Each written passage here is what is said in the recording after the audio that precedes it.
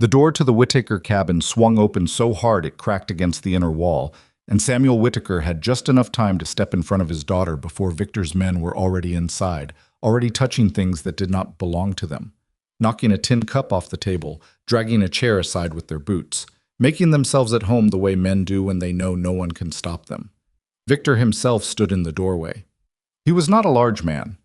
That was the thing people always got wrong about him afterward, when they tried to explain what he was. They expected someone built like a threat.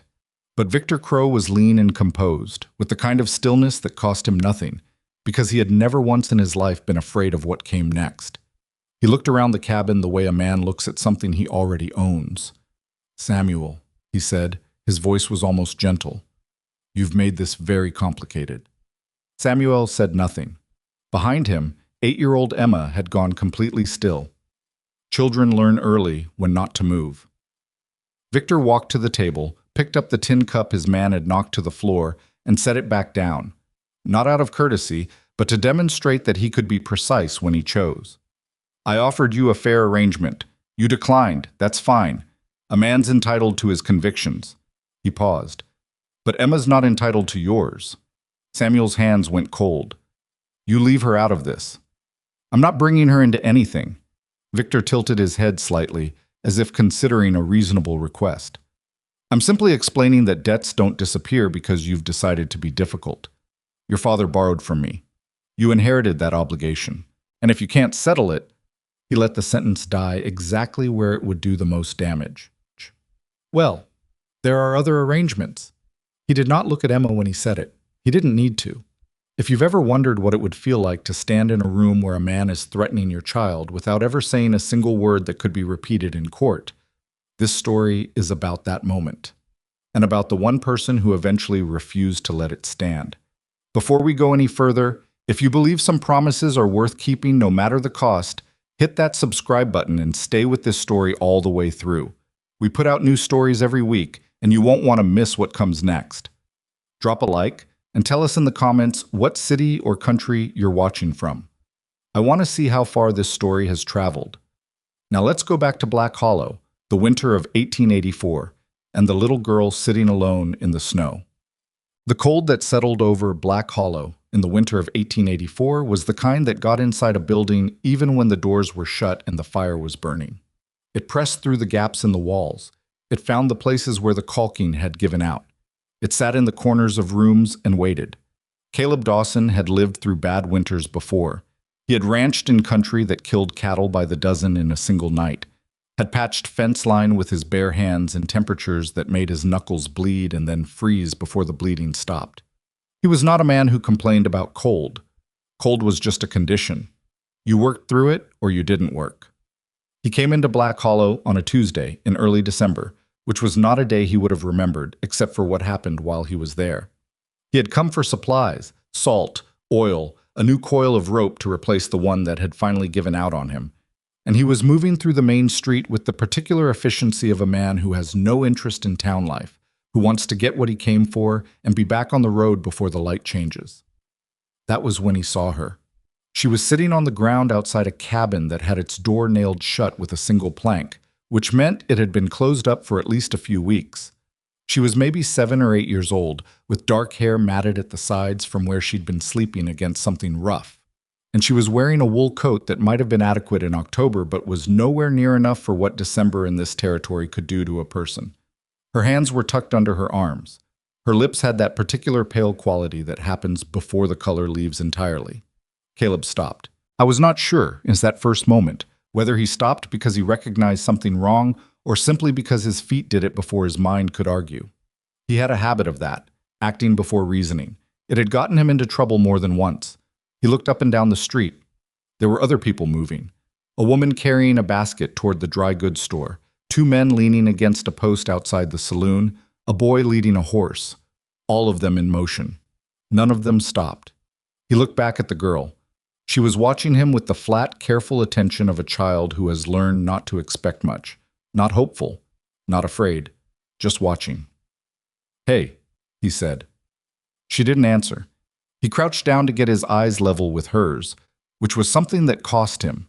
His right knee had been giving him trouble since a horse fell on him 3 years back, and crouching wasn't comfortable, but he did it. How long have you been sitting here? Her chin trembled slightly. Not from emotion, he realized, from cold. A while, she said. Where's your family? She looked at her hands under her arms. Gone. Gone where? I don't know. She said it without drama, which was somehow worse than if she'd cried. My papa said to stay. He said he'd come back. But that was a lot of days ago. Caleb looked at the nailed door behind her. He looked at her coat. He looked at the way she was sitting, spine braced, chin slightly tucked, preserving heat the way people do when they've been cold long enough to start doing it instinctively. Have you been eating? She shook her head slightly. Mrs. Pelham gave me some bread, but she stopped coming. When did she stop? 2 days ago? Maybe 3? She wasn't sure. That was the part that moved through him like something cold of its own. She'd been out here long enough that she'd lost count of the days. He took off his coat without deciding to. It was just what happened. He put it around her shoulders, and it covered her down to the knees, and she pulled it around herself with both hands and held it there. She didn't say thank you immediately. She just breathed in the warmth. Then she looked up at him. Please don't leave me. He had been planning to find whoever was responsible for this situation and hand her over to them. That had been the plan. In the half-second he'd had to form one. But the look in her eyes, not begging exactly, more like already knowing the answer before she asked, did something to that plan. It didn't feel like sentimentality. It felt like plain sense. You're not staying out here alone, he said. He meant it as a simple statement of intent. He had no idea in that moment what he was agreeing to. Getting her warm took the better part of an hour. He found the local boarding house and the woman who ran it, a Mrs. Greer, who let him bring the child inside to sit by the kitchen fire without much commentary. Mrs. Greer was the kind of woman who had seen enough that she did not waste breath on the obvious. The obvious was that the girl was half frozen and needed warming. She put a bowl of broth in front of her and didn't ask questions. Caleb, however, did ask questions. He went back out into the street, found the woman with the basket. She turned out to be a seamstress named Helen Marsh, and asked her about the cabin with the nailed door. Helen Marsh looked at him with an expression that blended guilt and discomfort in roughly equal parts. That was the Whitaker place, she said. Was. Samuel Whitaker left about 2 weeks ago, in a hurry. She shifted the basket from one arm to the other. There was talk that he'd gotten sideways with Victor Crow. What kind of sideways? She glanced around the street in a way that told him everything about the character of this town. The kind that makes people leave fast. And the girl. His daughter. A pause. We thought, someone said her grandmother was coming. From out east. She said it with the careful flatness of someone who has told herself a comfortable story and knows, on some level, that it probably isn't true. Caleb looked at her for a moment. The grandmother didn't come. No, Helen said quietly. She didn't. He asked where he could find Victor Crow, and she told him, the big house at the north end of town, the one with the iron fence and the 2 men who stood outside it regardless of the weather. Then she added, almost as an afterthought, You're not from here. No. Then you don't know how things work. I generally find things work the same way most places, Caleb said. He walked back to the boarding house. Emma had finished the broth and was sitting with her hands wrapped around the empty bowl for the warmth of it. She was watching the fire. When he came in, she looked up at him with that same careful attention, checking whether his face told her good news or bad. What's your name? He asked. Emma. Emma Whitaker. I'm Caleb Dawson. He sat down across from her. I need you to tell me about your father. She considered this for a moment. Children have a sense for what adults actually want to know versus what they're asking. She seemed to be gauging whether he was trustworthy enough to tell. He found something, she said finally. He was working as a clerk for Mr. Crow, writing papers and keeping records, and he found something in the records that he wasn't supposed to find. What did he find? He didn't tell me all of it. Her voice carried the particular frustration of someone who had been told they were too young to understand. But he was scared, and he never used to be scared before. She paused. He hid something. He told me that whatever happened, the papers were safe, that they were in a place no one would look. Caleb leaned back slightly. When did he leave? 2 weeks ago. He said he had to lead them away from me, that if they thought I was just a child who didn't know anything, they'd leave me alone. Her voice had gone quiet. He was wrong about that part. Has anyone bothered you since he left? One of Mr. Crow's men came and looked at me. She said it with a simplicity that was more disturbing than detail would have been. Just looked, didn't say anything, then went away. Caleb understood that. It was a message of a specific kind. A reminder that the child could be found whenever they wanted her, that she wasn't invisible, that her safety was conditional. You've been out here 2 weeks, he said. It came out flatter than he intended. Mrs. Pelham helped at first. Emma pulled his coat tighter around herself. It was still on her shoulders. But then she stopped.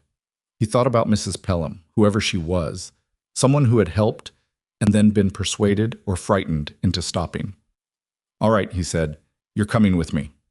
Emma looked at him with that steady, measuring gaze. Where? My ranch. About 8 miles north. He paused. It's not much. It's just me out there. But it's warm, and there's food, and nobody's going to stand outside the door looking at you. She was quiet for a moment. Then, what about my papa? We'll figure that out. He didn't say we'll find him. He had no way of knowing yet what there was to find.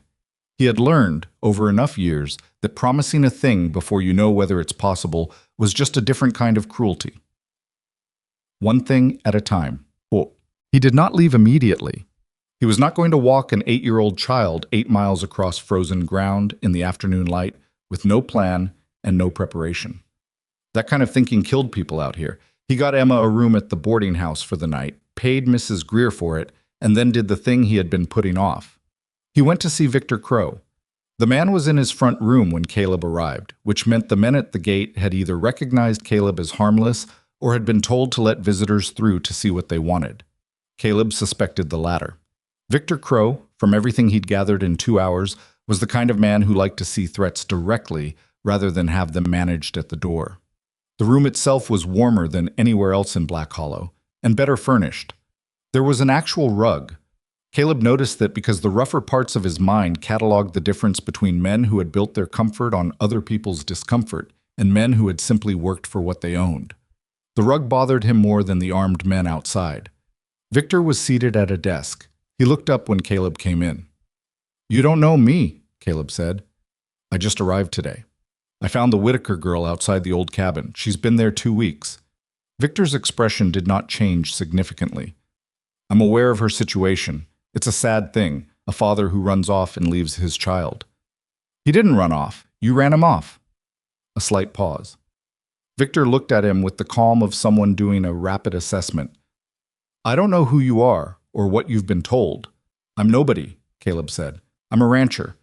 I don't have a stake in your business or this town. But I'm taking the girl to my ranch until someone who belongs to her comes for her, and I'm telling you that directly so there's no misunderstanding. Victor tilted his head. Taking her to your ranch. That's right. On what authority? Human decency, Caleb said. She was freezing to death outside a nailed-shut door. She's 8 years old. The silence in the room was the kind that comes from a man calculating something. Caleb could see it. The slight stillness that meant Victor was deciding whether this person in front of him was useful, ignorable, or a problem. She's Samuel Whitaker's daughter, Victor said finally. Samuel owes me a significant debt. His absence has complicated things. The child, he paused, choosing words. The child is, in a manner of speaking, a guarantor of that obligation. Caleb looked at him for a long moment. She's 8 years old, he said again. Quieter this time. The quieter version was the one that meant something. Victor's expression shifted fractionally, not into anything warmer, but into something more careful. I don't intend harm to the child. That's an ugly reading of a complicated situation. Then you won't object to her being somewhere warm and fed while you sort out your complicated situation. Another pause. Bring her back when her father surfaces. I'll do what's right, Caleb said. He walked out before Victor could attach conditions to that. The 8 miles back to the ranch the next morning were hard. The temperature had dropped overnight, and the road, such as it was, had a glaze of ice under the new snow that made the footing uncertain. Emma walked beside the horse rather than riding because she said she was too cold to sit still and needed to move. He understood that. Some cold you could only fight by moving through it. She didn't talk much. When she did, it was questions, the kind children ask when they're trying to map a new situation. Was the ranch big? Did he have animals? Was he married? That last one she asked without any particular delicacy, and he answered without any. No. He wasn't married. He had been once, but that was a long time ago and a different life. She received this the way children receive information they know has weight but don't yet have the context for. Did she die? She asked. She left, he said, and then because she was still looking at him. Can't blame her for it. I was gone too much. Ranching's a hard life for someone who wants a partner there. Emma thought about this for a few steps. Did it make you sad? For a while. Are you still sad? He thought about how to answer that honestly. Less than I was. More than I probably admit. She nodded, like that made sense. The ranch appeared through the tree line as the light was going gray and heavy.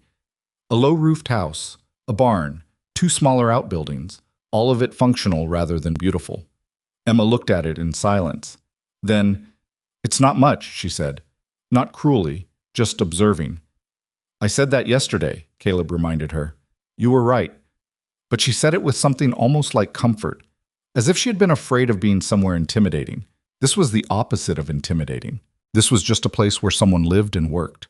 They went inside. He got the fire going. She explored the 2 rooms with the methodical attention of a child in a new space, touching nothing, looking at everything. The tools hanging on the wall, the single shelf of books, the window that looked out toward the barn. When she came back, she stood in the main room and said, I'm going to help you while I'm here. I'm not going to just sit. All right, he said. I mean it. I know. She looked around the room once more, as if she'd made a decision. Then she started pulling off the second of 2 coats she'd ended up with, his, which she'd been wearing since yesterday, and folded it with considerable care and set it on the table beside him. Thank you, she said. For the coat. For the road. For all of it, probably. She'd been holding that since the day before.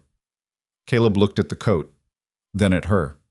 She was standing straight in a cabin that wasn't hers, in a situation that was not of her making, with a composure that had cost her something to maintain. He could see the cost of it around her eyes. She was a child. She was also, in some ways he couldn't quite articulate, one of the more self-possessed people he had met. Get some sleep, he said. Things look different in the morning. She went to the small room he'd indicated without argument. He heard her settle.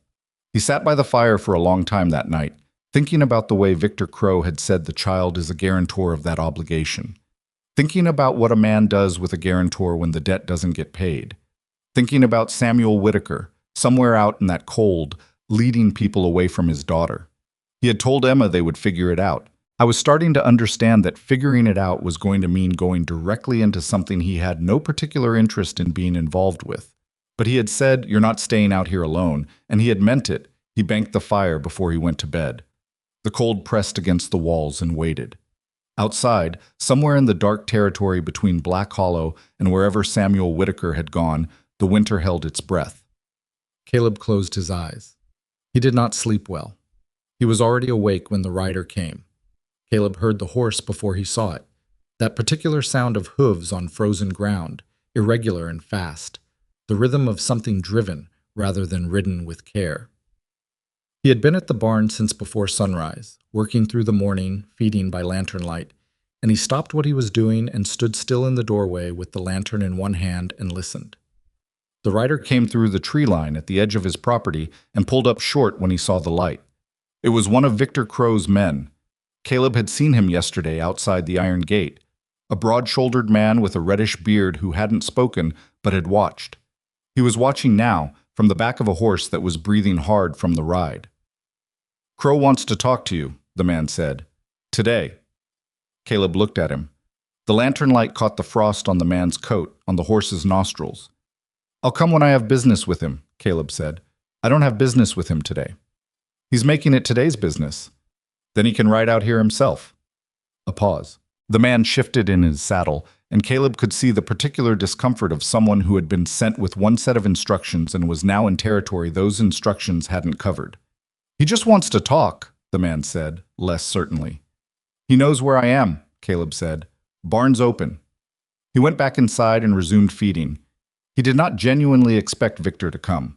Men like Victor did not go to people.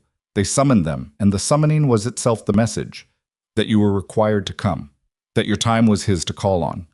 So when Caleb turned down the summons, he was saying something that Victor would not miss. He was saying that his time was his own. What he didn't know yet was how Victor would decide to respond to that. He found out 3 hours later when he came back inside to find Emma sitting at the table with a piece of paper in her hands and an expression on her face that he had not seen before. Not quite fear, but its practical cousin, the feeling you get when something you were afraid of turns out to be real. "Someone left this," she said. It was a folded paper, set on the table. The door had been unlocked. He hadn't thought to lock it out here, which was a habit he was going to have to revise. He took the paper from her and opened it. The handwriting was neat and deliberate, the kind of handwriting that took its time because it wanted to be legible, because it wanted to be sure you read every word. The girl's father owes a debt of $400, accumulated from a loan made in good faith in the spring of 1883. The property at the Whitaker homestead, valued at $320, is held as partial security. The remainder, $80, plus interest of 12% per annum, is due on the 1st of January, 1885. If not settled, all properties and obligations transfer in full. The child is considered an obligation of the estate. Caleb read it twice. The second time he paid attention to the last sentence specifically. Not the dollar figure, not the legal framing, but that last sentence. The child is considered an obligation of the estate. He set the paper down on the table. Emma was still watching him. "What does it say?" she asked. He thought about how to answer that. He didn't want to give her the full weight of it. She was 8 years old and she had already been carrying more than was right for a long time. But he also was not going to lie to her, because she was smart enough to know when she was being managed, and being managed felt, to a child who had already been abandoned by one adult's calculations, worse than the truth. "It says your father owes Victor Crow money," he said. "And Crow is making a legal argument that the debt extends to your family's property." "And me?" He looked at her directly. "He's putting words on paper that sound legal. That doesn't mean they are." She absorbed this. Her hands were flat on the table, which he had come to recognize as her stillness posture. When she was thinking hard, she went very still. "My papa told me Crow had lawyers," she said. "He said that was how he took things from people. Not with guns, usually, with papers. Your father was right about that. Can he actually take me? Like property?" "No," Caleb said. And then, because she deserved the honest version, "Not legally. A child isn't property. But a man with enough lawyers can make things complicated enough that it's hard to fight." He paused. "Which is why your father hid whatever he found. Because documents work both ways.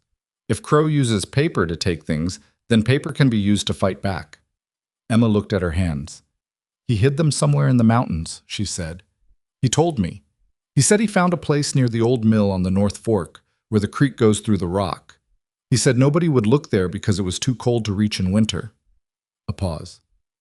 "He told me that, so I'd know, in case something happened to him." Caleb was quiet for a moment. She had been carrying this information the entire time, through 2 weeks of sitting in the cold outside a nailed-shut door, through the ride to the ranch, through everything. She had held it in, waiting to decide if he was someone worth giving it to. He felt the weight of that trust land on him like something physical. "You've been holding on to that for a while," he said. "Papa said only tell someone you trust completely." She looked up at him. "You stopped. Nobody else stopped." He didn't have an answer for that. He looked at the paper on the table and at the door that someone had walked through without his knowledge, and at the child across from him who had given him the most important piece of information she possessed. "All right," he said. "I need to think about how to approach this. The papers, if you could get to them. I know." He folded the note carefully and put it in his breast pocket. "One thing at a time. First thing is making sure you're safe here, and this door has a latch that actually works." He spent that afternoon in a way that looked like ordinary work but wasn't. He moved through the ranch doing the things that needed doing. Fixing the latch, checking the fence line nearest the house, making sure the barn door could be secured from the inside. But all of it was the kind of work that was also about knowing where things were and how fast he could move between them if he needed to. He had done this kind of preparation before, in other situations, and he did not enjoy recognizing the instinct. It meant the situation had gotten serious enough that his body knew things his mind was still catching up to. Emma, true to her word, was not sitting idle. She had found the small pile of tasks he'd left unfinished inside and worked through them with a quiet competence that surprised him. She could build a fire from scratch. She knew how to store things properly. She had clearly been raised in a working household where children were expected to contribute. When he came back inside in the late afternoon, she had bread warming on the fire and had reorganized the shelf of provisions in a way that made considerably more sense than how he'd had it. "You didn't have to do all that," he said. "I told you I would." She handed him a piece of bread. "My mama taught me, before she got sick." She said it plainly, without the particular softness people put around the word sick when they meant something permanent. He recognized that plainness. It was what happened after you'd had enough time with a grief that you stopped dressing it up. "How long ago?" 2 years. She sat across from him. "It was just me and Papa after that. He's not bad at cooking, but he burns everything." A pause, and something crossed her face that was almost a smile but not quite, the kind of expression that comes from remembering something fond while also knowing it hurts. He burned the bread almost every morning and just ate it anyway and didn't say anything about it. Caleb found himself thinking about Samuel Whitaker in a different way then. Not as a man running from debt collectors, not as a source of documents that could neutralize Victor Crow, but as a father who burned his bread and ate it without complaint because he was doing his best in a kitchen he'd had to learn out of necessity. A man trying to hold a life together after it had cracked down the middle. "He sounds like someone worth finding," Caleb said. Emma nodded. She didn't say anything else, but the trouble came 2 days later, and it didn't come from the direction he'd expected. He had expected Victor Crow to send men. He had not expected Helen Marsh, the seamstress he'd spoken to in the street, to appear at his door on a gray Thursday morning with her basket over one arm and an expression that combined urgency and embarrassment in a way that told him she had something to say that she wasn't sure she should. "Come in," he said, because there was no reasonable alternative. She came in and stood just inside the door without taking off her coat, which meant she wasn't planning to stay. Emma was in the other room. Caleb didn't call her out. "I shouldn't be here," Helen said immediately. "But you are. Victor's been asking questions about you, about who you are and what you've done, and whether you have any connections to the law or the land office." She said it fast, like something she needed to get out before she changed her mind. "He has a man, Jericho Reed, who finds out things about people. Jericho came to my shop yesterday and asked me what you'd said to me when you arrived." "What did you tell him?" "The truth. That you were a stranger asking about the Whitaker cabin." She shifted the basket. "But he asked other things too. Whether you seemed like the type to push. Whether you had the look of someone who'd been through trouble before." Caleb waited. "I told him you seemed like a reasonable man who'd taken pity on a child and didn't seem to want complications." She met his eyes. "I don't know if that's still true." "It's still mostly true," he said. She almost smiled at that. Then she didn't. "Victor's moving on the Whitaker property. He's filed papers with the county, claim of debt, and abandonment. He'll have the title transferred within 30 days if nobody contests it." A pause. "And there are 3 other properties he's done this to in the past 2 years. Families that fell behind on debts, or that he found something to hold over them. They all left. Nobody contested." "Because nobody had anything to contest with," Caleb said. "Because nobody wanted to be the one to stand against him." She said it with the careful honesty of someone who knows they're in that category. "He's not cruel for pleasure. He wins. He always wins. And people here know it, so they don't try." Caleb leaned against the wall. "What made you come here today?" Helen was quiet for a moment. "The girl," she said. "I knew her mother.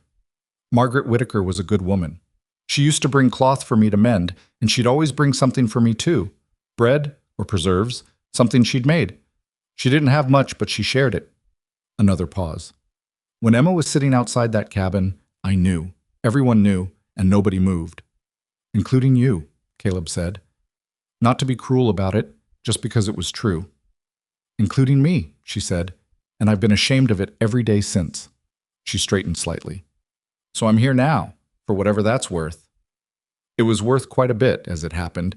He just didn't know yet exactly how much. After she left, he sat with what she'd told him and turned it in different directions the way you turn a problem to find where the handles are. Victor was moving fast. 30 days was not a long time, and contesting a debt claim with no documentation and a plaintiff who had legal resources and cooperative county officials was not a winning position. The only thing that could change that equation was what Samuel had hidden near the old mill on the North Fork. Whatever it was, documents significant enough that a man had run into the mountains in winter rather than let them fall into Victor's hands, which meant he needed to get to the North Fork. In December, with a snowpack that had been building since October and no certainty about whether the frozen creek through the rock would be passable on foot, he had done more sensible things in his life. He started preparing the next morning: supplies, the right boots, ropes, enough food for 3 days because if he got stuck in the terrain for more than that, he had other problems. Emma watched him pack with the careful attention of a child running calculations. "I want to come," she said. "No.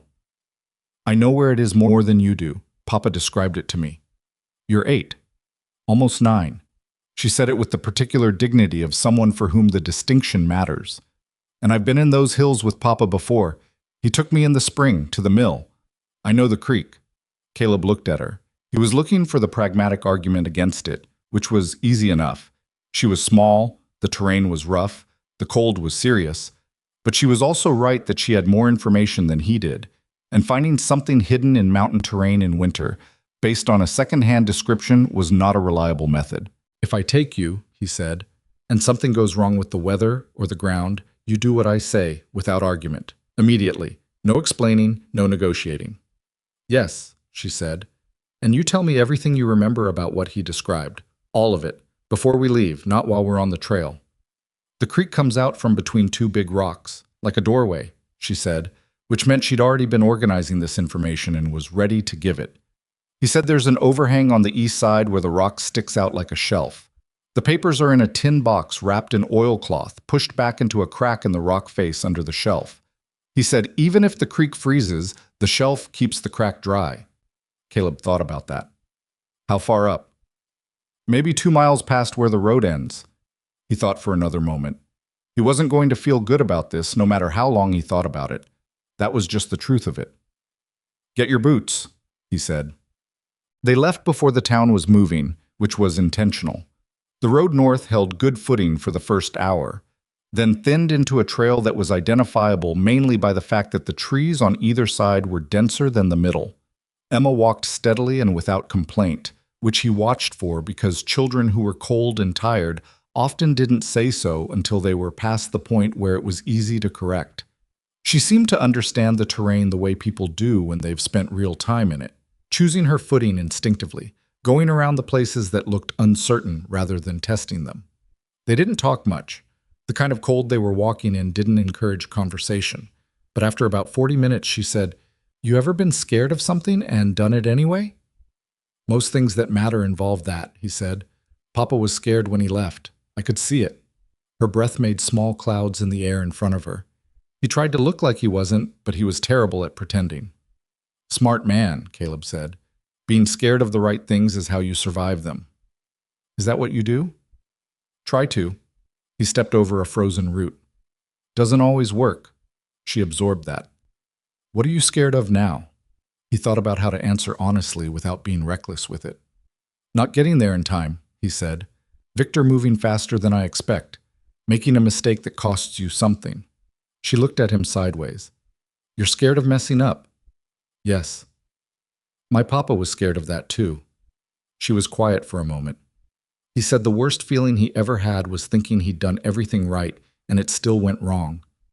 Caleb thought about that for the rest of the climb. The creek was where she said it was, and frozen solid, which made crossing it simpler than it might have been.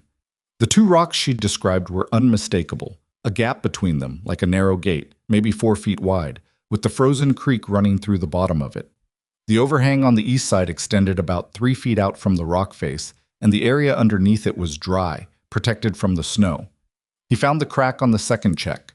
It was further back than he'd expected, nearly at arm's length, and he had to lie flat against the rock face to get his arm in at the right angle, and his shoulder hit the rock edge hard enough that he felt it all the way down to the wrist.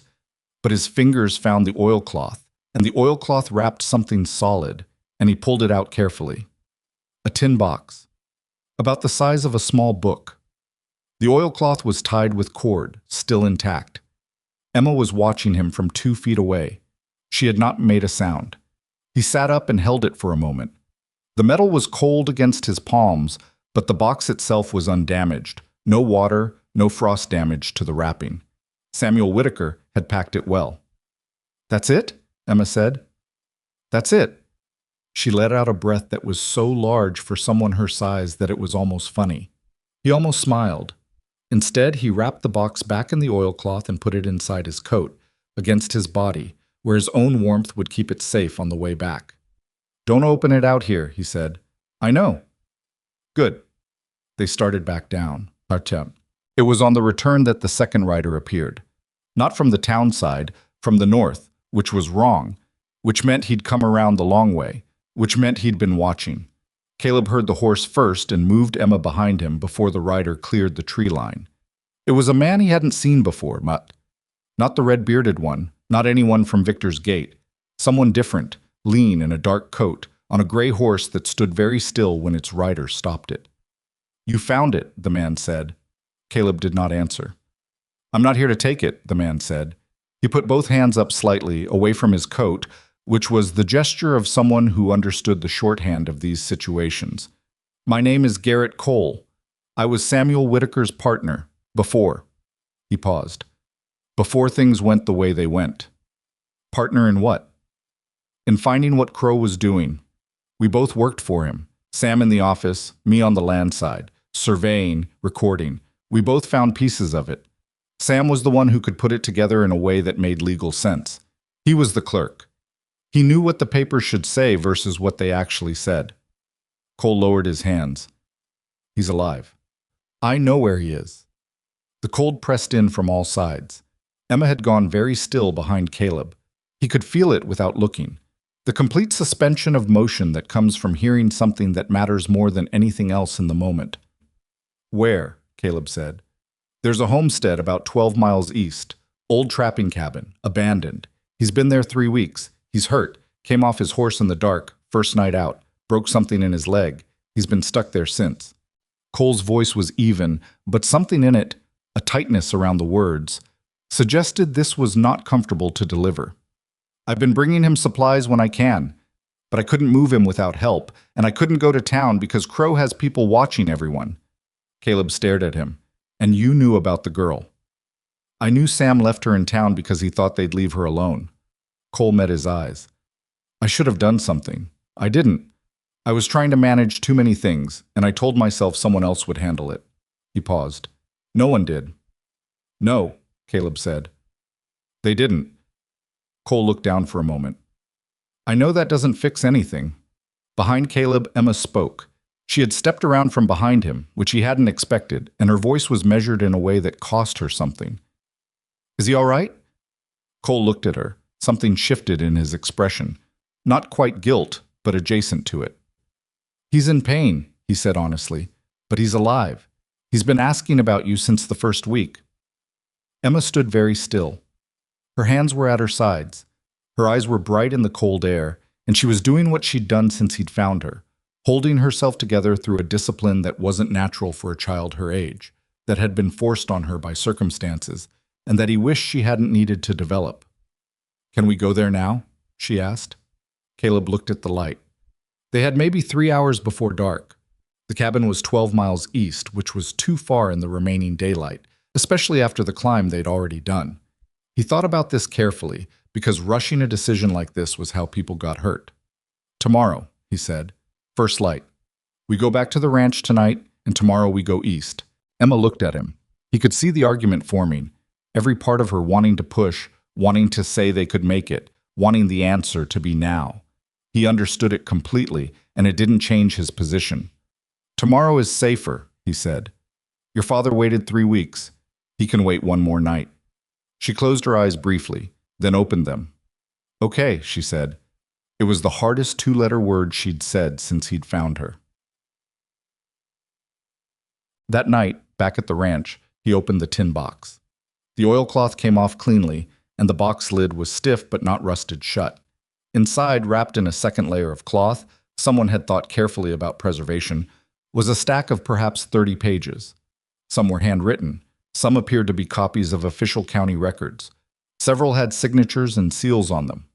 He was not a lawyer. He was a rancher who could read and add, and who had enough experience with land transactions to know what a deed looked like. He spread the pages on the table by lamplight and went through them one by one. It took him about an hour to understand the shape of it. Victor Crow had a clerk, Samuel Whitaker, who handled the filing of records with the county. Over a period of approximately 2 years, a series of land transfers had been recorded that showed parcels changing hands from their original owners to a land company called the Meridian Valley Trust. The transfers were documented. They had signatures. They appeared legitimate, except that 3 of the original signatures were also present on other documents in this same stack, documents in Samuel's hand that recorded the actual transactions those same property owners had agreed to, which were not transfers of ownership, but debt instruments. The original owners had signed something that said, in plain language, that they were taking a loan against their property. What had been filed with the county said they had sold it outright. Someone had filed different documents than the ones the people had actually signed. Caleb sat back from the table. Victor Crow had been filing falsified land transfers, using his position and his access to the county system to convert debt instruments into ownership transfers that the original signers had never agreed to. And Samuel Whitaker had figured it out, copied the originals before they were replaced, and run with them. Caleb looked at the pages for a long time. Then he thought about Helen Marsh, who had said 3 families had lost property and left. He thought about the note on the table, with its neat handwriting about obligations and debts, and the child considered an obligation of the estate.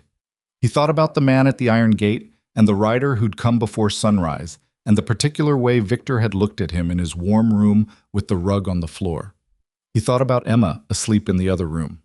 He carefully rewrapped the pages in the oilcloth and put them back in the tin box, and put the tin box in the bottom of his pack under 3 other things. Then he sat at the table for a while longer, because there was a version of this where he rode to the county seat with the documents and filed a complaint and trusted the system to handle it. And there was another version of this where Victor Crow had people at the county seat too, and he genuinely was not sure which version was closer to true. He was going to need help he didn't currently have. He was going to need someone who knew the law and who Victor hadn't gotten to yet. And he was going to need to find Samuel, get him stable enough to speak for himself, and do all of this before the 30-day window closed on the property and before Victor figured out that the documents his clerk had taken were no longer where he thought they were. Outside, the wind came up. It moved through the gaps in the walls, found the corners, and settled there to wait out the night. Caleb listened to it. He had said one thing at a time. There were too many things now. He started with the one he could control, getting to Samuel Whitaker at first light, with his daughter, before Victor Crow had any reason to guess what was in the pack at the foot of Caleb's bed. He was up an hour before first light, which gave him time to think about all the ways this could go wrong before Emma woke, and he had to look like someone who had a plan. Garrett Cole had said 12 miles east. He had said the cabin was abandoned, a trapping structure, and that Samuel was hurt badly enough to be immobile but conscious and coherent. He had offered to guide them there, which Caleb neither fully trusted nor felt he could afford to refuse. The man knew the terrain. More importantly, the man knew exactly where Samuel was, and Caleb did not. Those were the facts, and the facts had to outweigh the unease. He packed carefully. The tin box went into the bottom of his saddlebag wrapped in a spare shirt. Not his coat, because his coat was where anyone patting him down would check first, and the saddlebag was less obvious. He packed food for 2 days, which was more than they should need and less than he'd want if things went sideways. He packed the rope.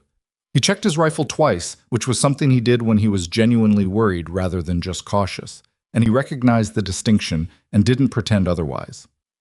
Emma came out of the back room already dressed, coat on, boots in her hand. She sat on the floor to lace them without being asked and without saying anything. He handed her bread and she ate it standing up. Neither of them said much.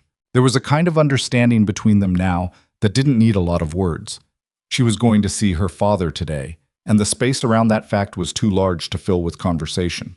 Cole was at the edge of the property when they came out, which meant he'd been there before dawn, which Caleb noted without comment. A man who arrives before the agreed time is either very eager or very nervous, and the two are not always the same thing. Weather looks like it'll hold, Cole said by way of greeting. Long enough, Caleb said. They rode east. Cole led on his gray horse, Caleb and Emma on Caleb's roan, Emma in front with her back against his chest because the horse was more reliable than the alternative of her on foot for 12 miles.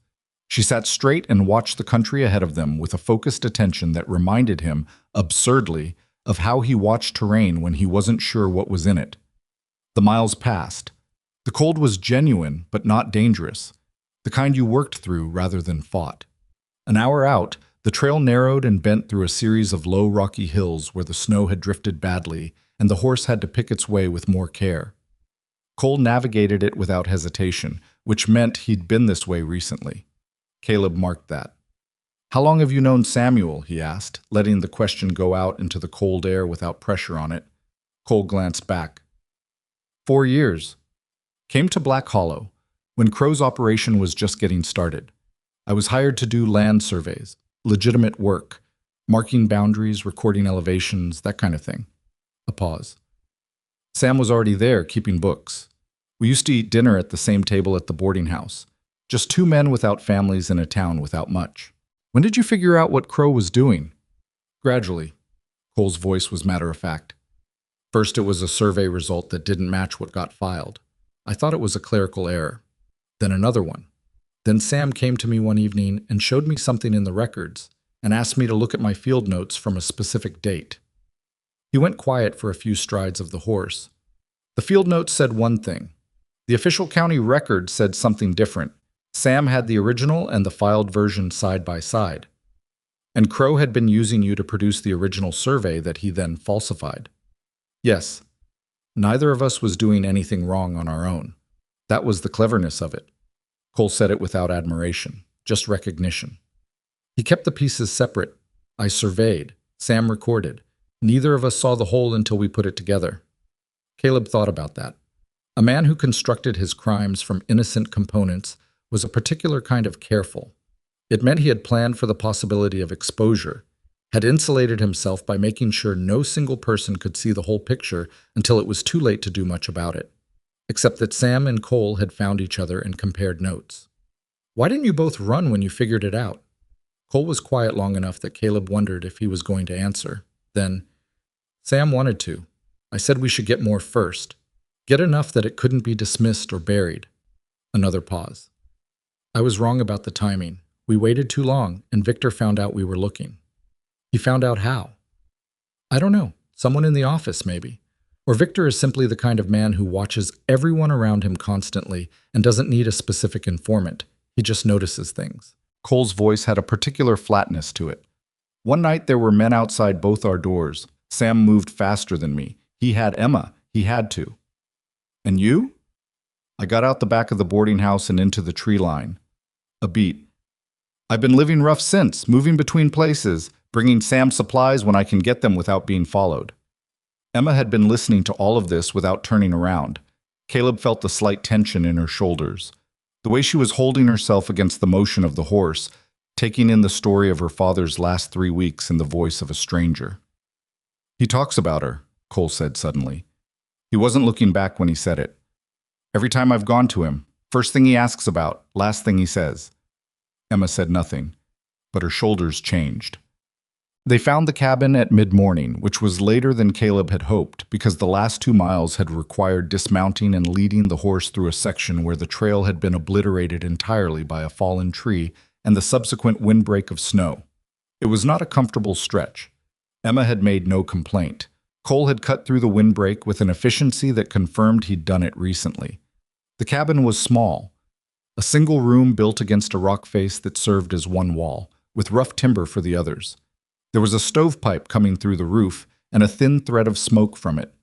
The sight of the smoke made Emma stop walking. She stood for a moment looking at it. Then she started moving faster. Caleb let her go ahead. He hung back with Cole and watched the tree line for a moment, habit, before following. Nothing moved. The birds in the near trees had settled again after the disturbance of their arrival, which was usually a good sign. The door of the cabin opened from inside before Emma reached it. Samuel Whitaker was not what Caleb had been picturing. He was younger than he'd expected, mid-30s, with dark hair that Emma had inherited and a face that was gaunt from 3 weeks of difficult living but lit. In the moment the door opened and he saw his daughter standing in the snow with something so unguarded and overwhelming that it was almost uncomfortable to witness. He had a rough crutch made of a forked branch, which was holding most of his weight on the left side. His right leg was splinted with what appeared to be 2 pieces of plankboard wrapped in strips of cloth. Emma crossed the last 10 feet, something approaching a run. Samuel caught her with one arm and held on. The crutch wobbled, but held. He pressed his face against the top of her head, and for a moment neither of them said anything at all. And the cold and the smoke and the timber walls of the cabin and the 2 men standing back from the door were all entirely irrelevant to what was happening between those 2 people. Caleb looked away. Not because it was not his business. He'd made it his business the moment he crouched down in the snow of Black Hollow, but because some moments belong entirely to the people inside them.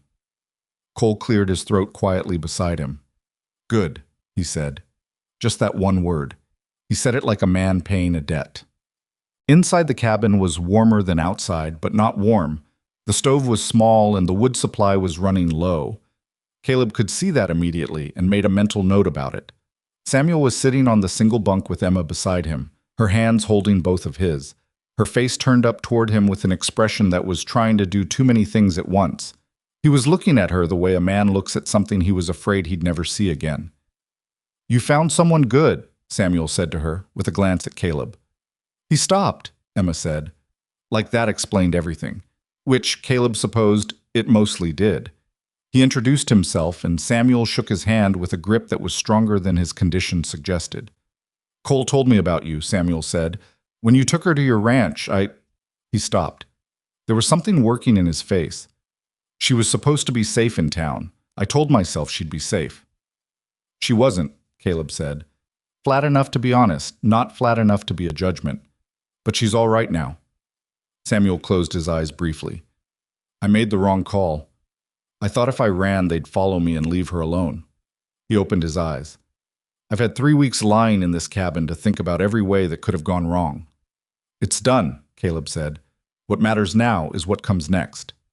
He sat on the floor across from the bunk, there was no other furniture, and laid out what he knew. Samuel listened without interrupting, which was the habit of someone who processed information before responding. When Caleb got to the tin box and the 30-odd documents, Samuel leaned forward slightly, despite what it clearly cost his leg to do so.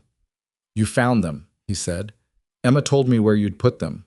Samuel looked at his daughter. She met his eyes with an expression that said she'd done what she thought was right and would do it the same way again. "I need to know what I'm looking at," Caleb said.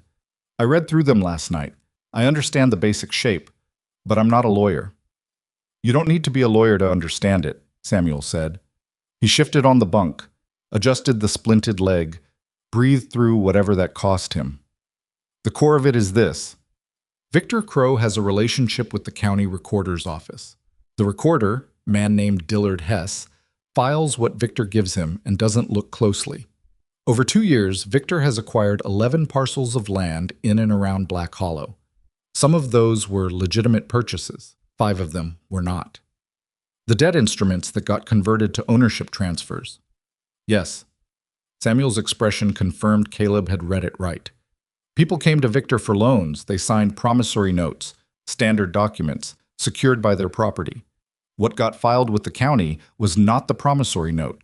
It was a deed of transfer. The family signed something that said, "I am borrowing money." What the county recorded said, "I am selling my land." And they wouldn't know the difference, Caleb said.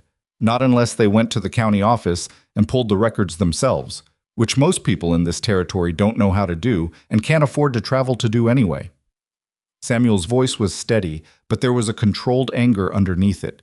And by the time they discovered something was wrong, Victor would have his lawyers explaining that all the documents were in order, all signatures genuine, and the unfortunate confusion was the fault of the previous owner's misunderstanding of what they'd signed, which is why you took the originals. The originals prove the substitution. The promissory note exists. The deed of transfer exists. The signatures on both can be compared. They're the same signature, which means the same person signed 2 entirely different documents on the same day, which means someone switched documents in front of them without disclosure. That's fraud. Not a clerical error. Fraud. He said the last word with a precision that made clear he had spent 3 weeks in a cold cabin making sure he had the right word. Caleb thought about this for a moment. The county recorder, Hess. He's complicit. He had to be. The false documents had to be filed and recorded officially. Victor couldn't do that without someone on the inside. Samuel shifted again, more carefully this time. Cole and I found that piece last. We couldn't prove it directly. We don't have anything with Hess's fingerprints on the scheme itself, just the filed documents. But if you can get the originals in front of a judge and get the comparison made formally, Hess is in trouble whether he cooperates or not, because the filings happened under his tenure and his seal. Caleb was quiet for a moment, working through the sequence. Victor knows the documents are missing. He's known since the night Sam ran, Cole said from the doorway. He'd stayed near the entrance, giving them space, which means he knows the originals are out here somewhere, and if he finds out we have them, he'll move faster, Samuel said, before the county recorder can be questioned, before anyone with legal authority can get involved. He'll try to accelerate the property claims and muddy the evidentiary record any way he can. He looked at Caleb directly. How long until he files on the remaining properties? 30 days on mine was what the note said. I don't know about others. Helen Marsh mentioned 2 other families, Cole said.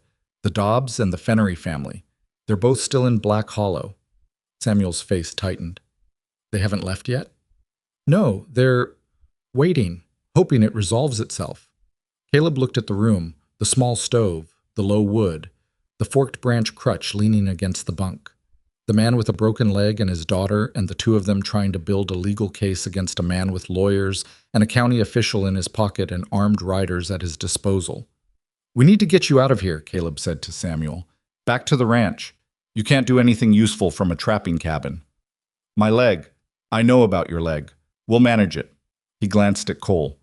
You can help carry? Yes. All right. He stood up. We'll take today to stabilize the situation here and move tomorrow. I don't want to move him in the dark or late in the afternoon in this cold. We get him fed, we get more wood on the fire tonight, and we move at first light. He looked at Emma. You all right with that? She had not let go of her father's hand. Yes, she said. She said it like someone who understood that being all right with it was what the situation required and was going to do that, even though every part of her wanted to stay in this cabin for the rest of the day, just breathing the same air as her father. That night was the longest of the 3. Not because anything went wrong. Nothing went wrong. Samuel ate, which Cole said was more than usual, and they got the wood situation sorted, and the cabin held enough warmth that everyone could sleep. Emma fell asleep against her father's side within an hour of dark. Samuel stayed awake longer. Caleb, who had taken the floor near the door with his coat over him, was awake and heard the moment when Samuel's breathing changed and he said quietly into the dark, She didn't cry, not once. Caleb opened his eyes. The stove light was low, casting just enough to see by. No, he said. She didn't. She gets that from her mother. Samuel's voice was careful. Margaret had that quality. You'd expect her to break, and she just didn't. She held things together, and then later, when it was safe, she'd let it out. He was quiet for a moment. I don't know if that's a strength or a cost. Both, Caleb said. Samuel accepted that. I left her. He said it without protective framing. I knew it was the wrong call the moment I was out of town. I told myself it was tactical, that it was the best option available. His voice dropped lower, careful not to wake Emma. But I left her sitting alone in a town full of people who wouldn't help because of one man's grip on them, and I was afraid and I ran. You ran to protect the documents, Caleb said. Don't make it cleaner than it was. He said it firmly, and Caleb respected that. I ran because I was afraid. The documents were a justification. Both things were true. A pause. I've been lying here 3 weeks deciding to be honest about that. Caleb was quiet for a moment. You came back. I didn't come back. I was stuck with a broken leg. You'd have come back. Samuel was silent for long enough that the silence itself was an answer of some kind. Not quite yes, not quite the shape of a man who had already decided the other way. Just the honest uncertainty of someone who didn't know what he'd have done if the choice had been his to make. I don't know, he finally said. Caleb found that more credible than a confident answer would have been. The return to the ranch took the better part of a day.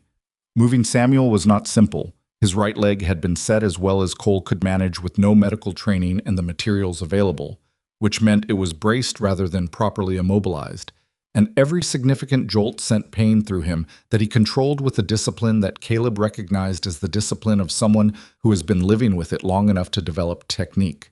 He made no unnecessary sound. When the horse had to navigate a rough section, he gripped the pommel with both hands and said nothing. Cole rode on one side, Caleb on the other.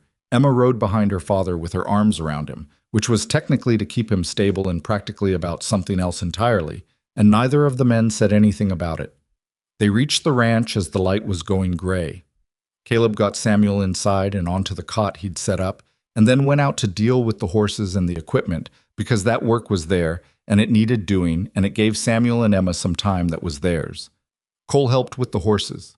When the barn work was done, he stood outside in the cold with his hands in his coat pockets and looked toward the house with an expression that was hard to read. "You staying the night?" Caleb asked. "If that's all right. There's not much room." "Floor's fine." Caleb looked at him. "You feel responsible for this." It wasn't a question, and Cole didn't treat it like one. "We were going to go together," he said. "Sam and I. We had a plan. I was supposed to meet him at the cabin with the documents, and we were going to ride to the county seat together." He looked at his hands. "I got delayed. Crow's men were watching my boarding room. By the time I got clear, Sam was already gone." He paused. "I found out 2 weeks later that Emma was in town. Still there." "You've said that already," Caleb said. "Because I keep saying it, and it keeps being what happened." Caleb thought about all the people who had walked past Emma sitting in the snow. Helen Marsh and her basket and her complicated guilt. Mrs. Pelham, who had helped and then stopped. The men outside the saloon. The seamstress and the boarding house and the whole quiet town that had let Victor Crow's shadow be large enough to make everyone small. "You're here now," Caleb said. He didn't say it warmly, exactly. He said it the way you say the thing that's actually true. He gave it 1 day before he went back to town. 1 day to settle Samuel, to let Emma be with her father, to let Cole prove useful around the property and redeem some portion of his guilt through practical work. Cole turned out to be capable with animals and efficient with wood, and he asked before he did things rather than assuming, which Caleb noted positively. On the second morning, he went to Black Hollow alone. He left before the others were up and was in town by the time the street was moving. He went to Helen Marsh first. She opened her shop door and looked at him, and looked behind him to confirm he was alone, and then opened the door wider. "You found the documents," she said before he could say anything. "Word travels fast. Cole was seen leaving town the morning after you left. Jericho Reed noticed." She said it flatly. "Reed reports everything." Caleb stepped inside. The shop was small and warm, with bolts of cloth on shelves and a work table that took up most of one wall. "What does Reed know?" "That Cole left, that you left, that the girl went with you." She moved behind her table. "Victor came to see me yesterday." He looked at her. "He was polite," she said. "He's always polite. He asked whether you'd said anything to me about your plans. I told him no." She paused. "He knew I was lying. He's very good at knowing when people are lying. He thanked me anyway and left." "Why didn't you tell him?" She picked up a piece of cloth and folded it for something to do with her hands. "Because I've been telling myself the comfortable story for 2 years. About how things work here.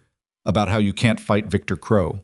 About how sensible people accept the way things are." She set the cloth down. "You walked into this town 4 days ago, and you picked up a child who'd been sitting in the snow for 2 weeks, and you didn't know her, and you had no reason to, and you did it anyway." She looked at him steadily. "Some of us have been here the whole time." He thought about pushing on that. He decided not to. She knew exactly what she was saying. "I need 2 things from you," he said. "Go ahead." "I need to know whether there's anyone in this county with legal standing who isn't connected to Victor Crow. A lawyer, a judge, anyone with authority who could receive these documents and do something with them." Helen thought for a moment. "There's a circuit court judge who comes through every 8 weeks, Judge Arthur Pryor. He was last here 6 weeks ago, which means he'll be back in approximately 2 weeks. She paused. "He's old. He's slow. But he's not Crow's. Victor tried to cultivate that relationship, and it didn't take. Pryor is not a man who can be cultivated. 2 weeks, Caleb said. Yes. Victor moves on the property in 30 days from the note. 2 weeks to the judge, and then whatever time a legal proceeding takes. He did the arithmetic. It was not comfortable arithmetic. What's the second thing you can tell me? You said you needed 2 things from me. The second thing I need to know is whether the Dobbs family and the Fennery family are still in Black Hollow. Helen's expression shifted. Yes. Why? Because they should see the documents. If Samuel Whitaker can show them what was done with their land, what was actually filed with the county versus what they signed, they become witnesses. Not just claimants, witnesses.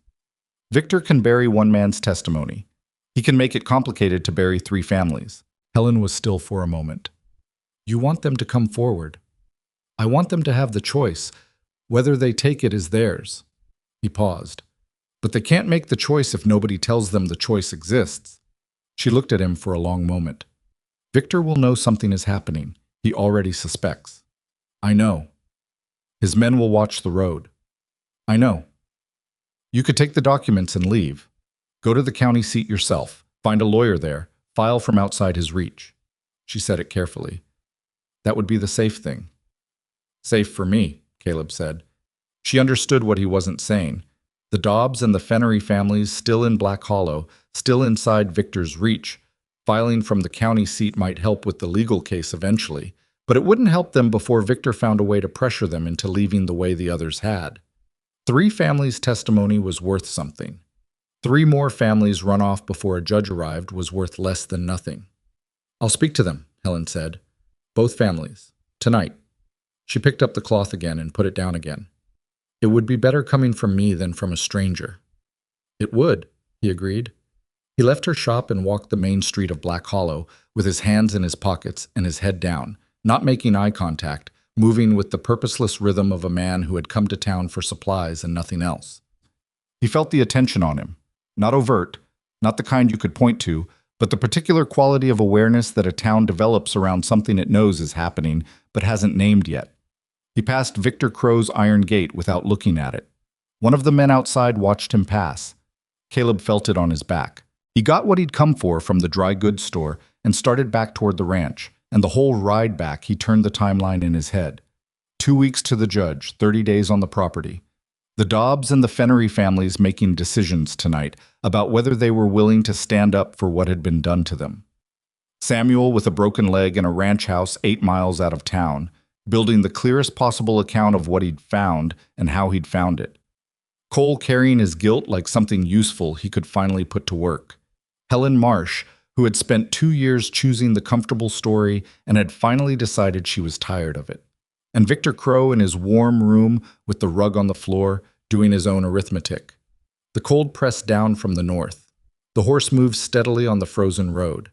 Caleb rode with the tin box in his saddlebag, and the particular tension of a man who has put something in motion that cannot now be stopped, only managed, and is honest enough with himself to know the difference between those 2 things.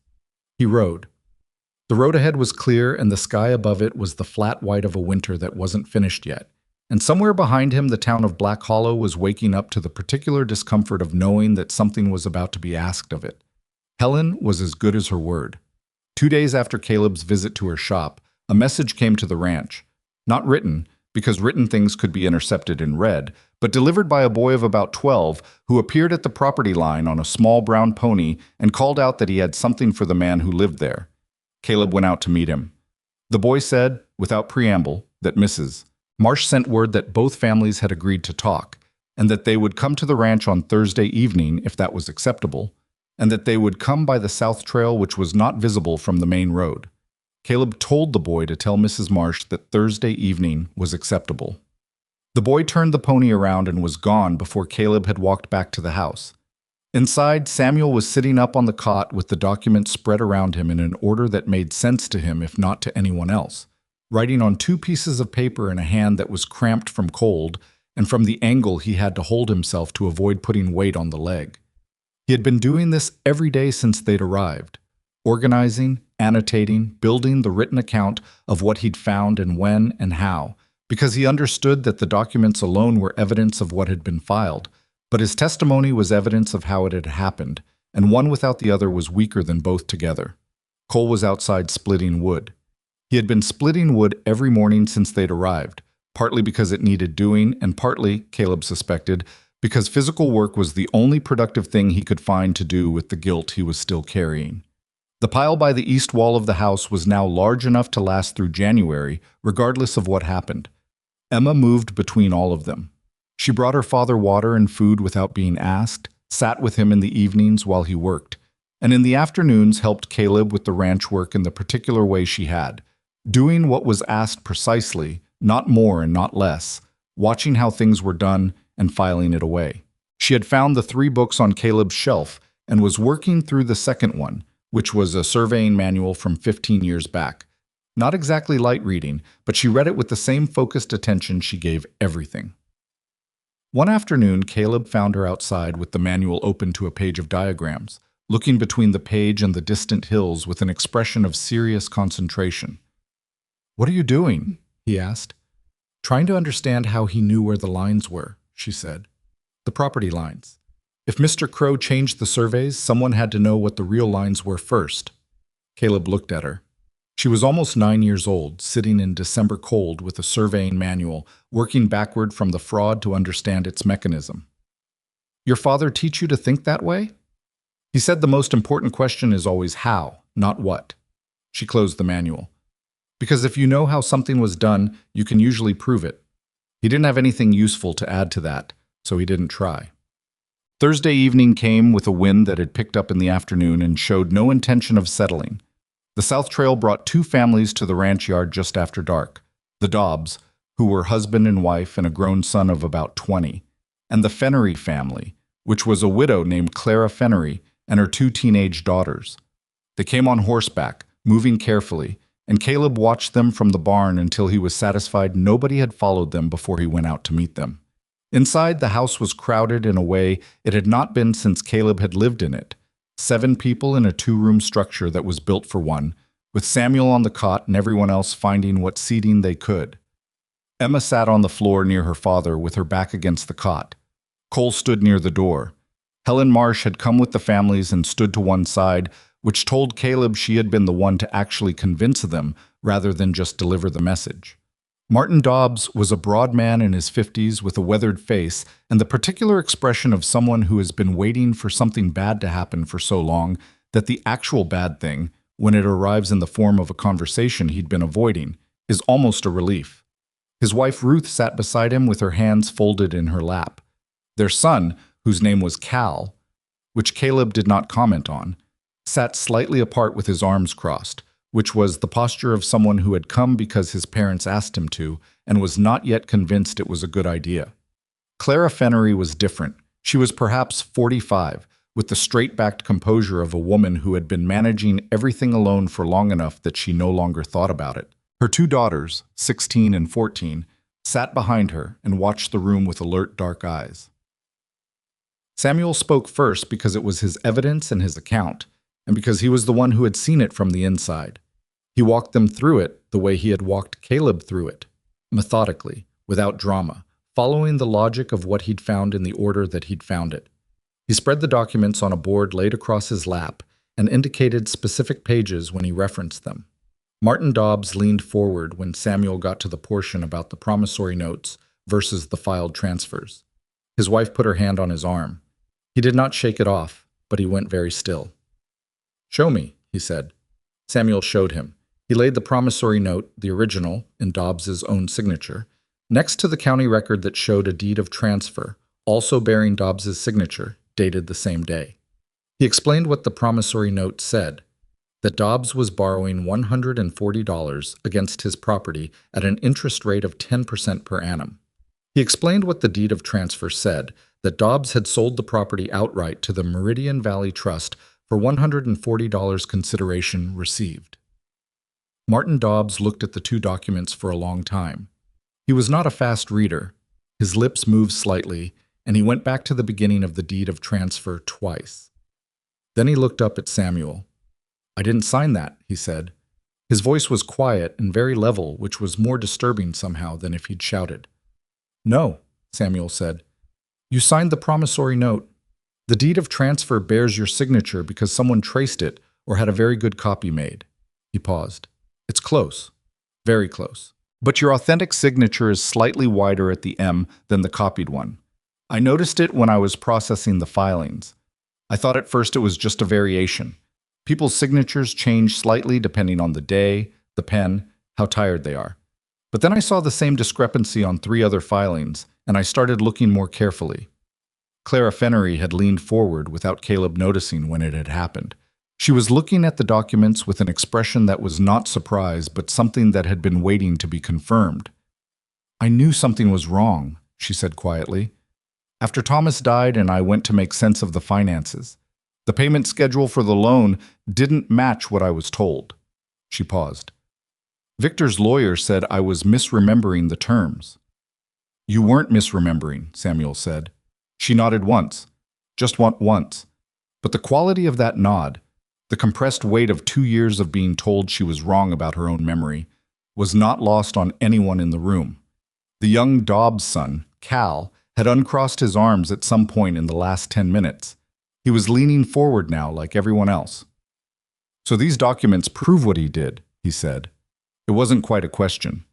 "These documents, combined with testimony from the people who signed the originals, yes," Samuel said. "Testimony that you signed a promissory note, not a deed of transfer, that you did not agree to sell your property, that the transfer filed with the county is a forgery." "And the judge," Caleb said. "Circuit Judge Arthur Pryor is due in Black Hollow in approximately 10 days.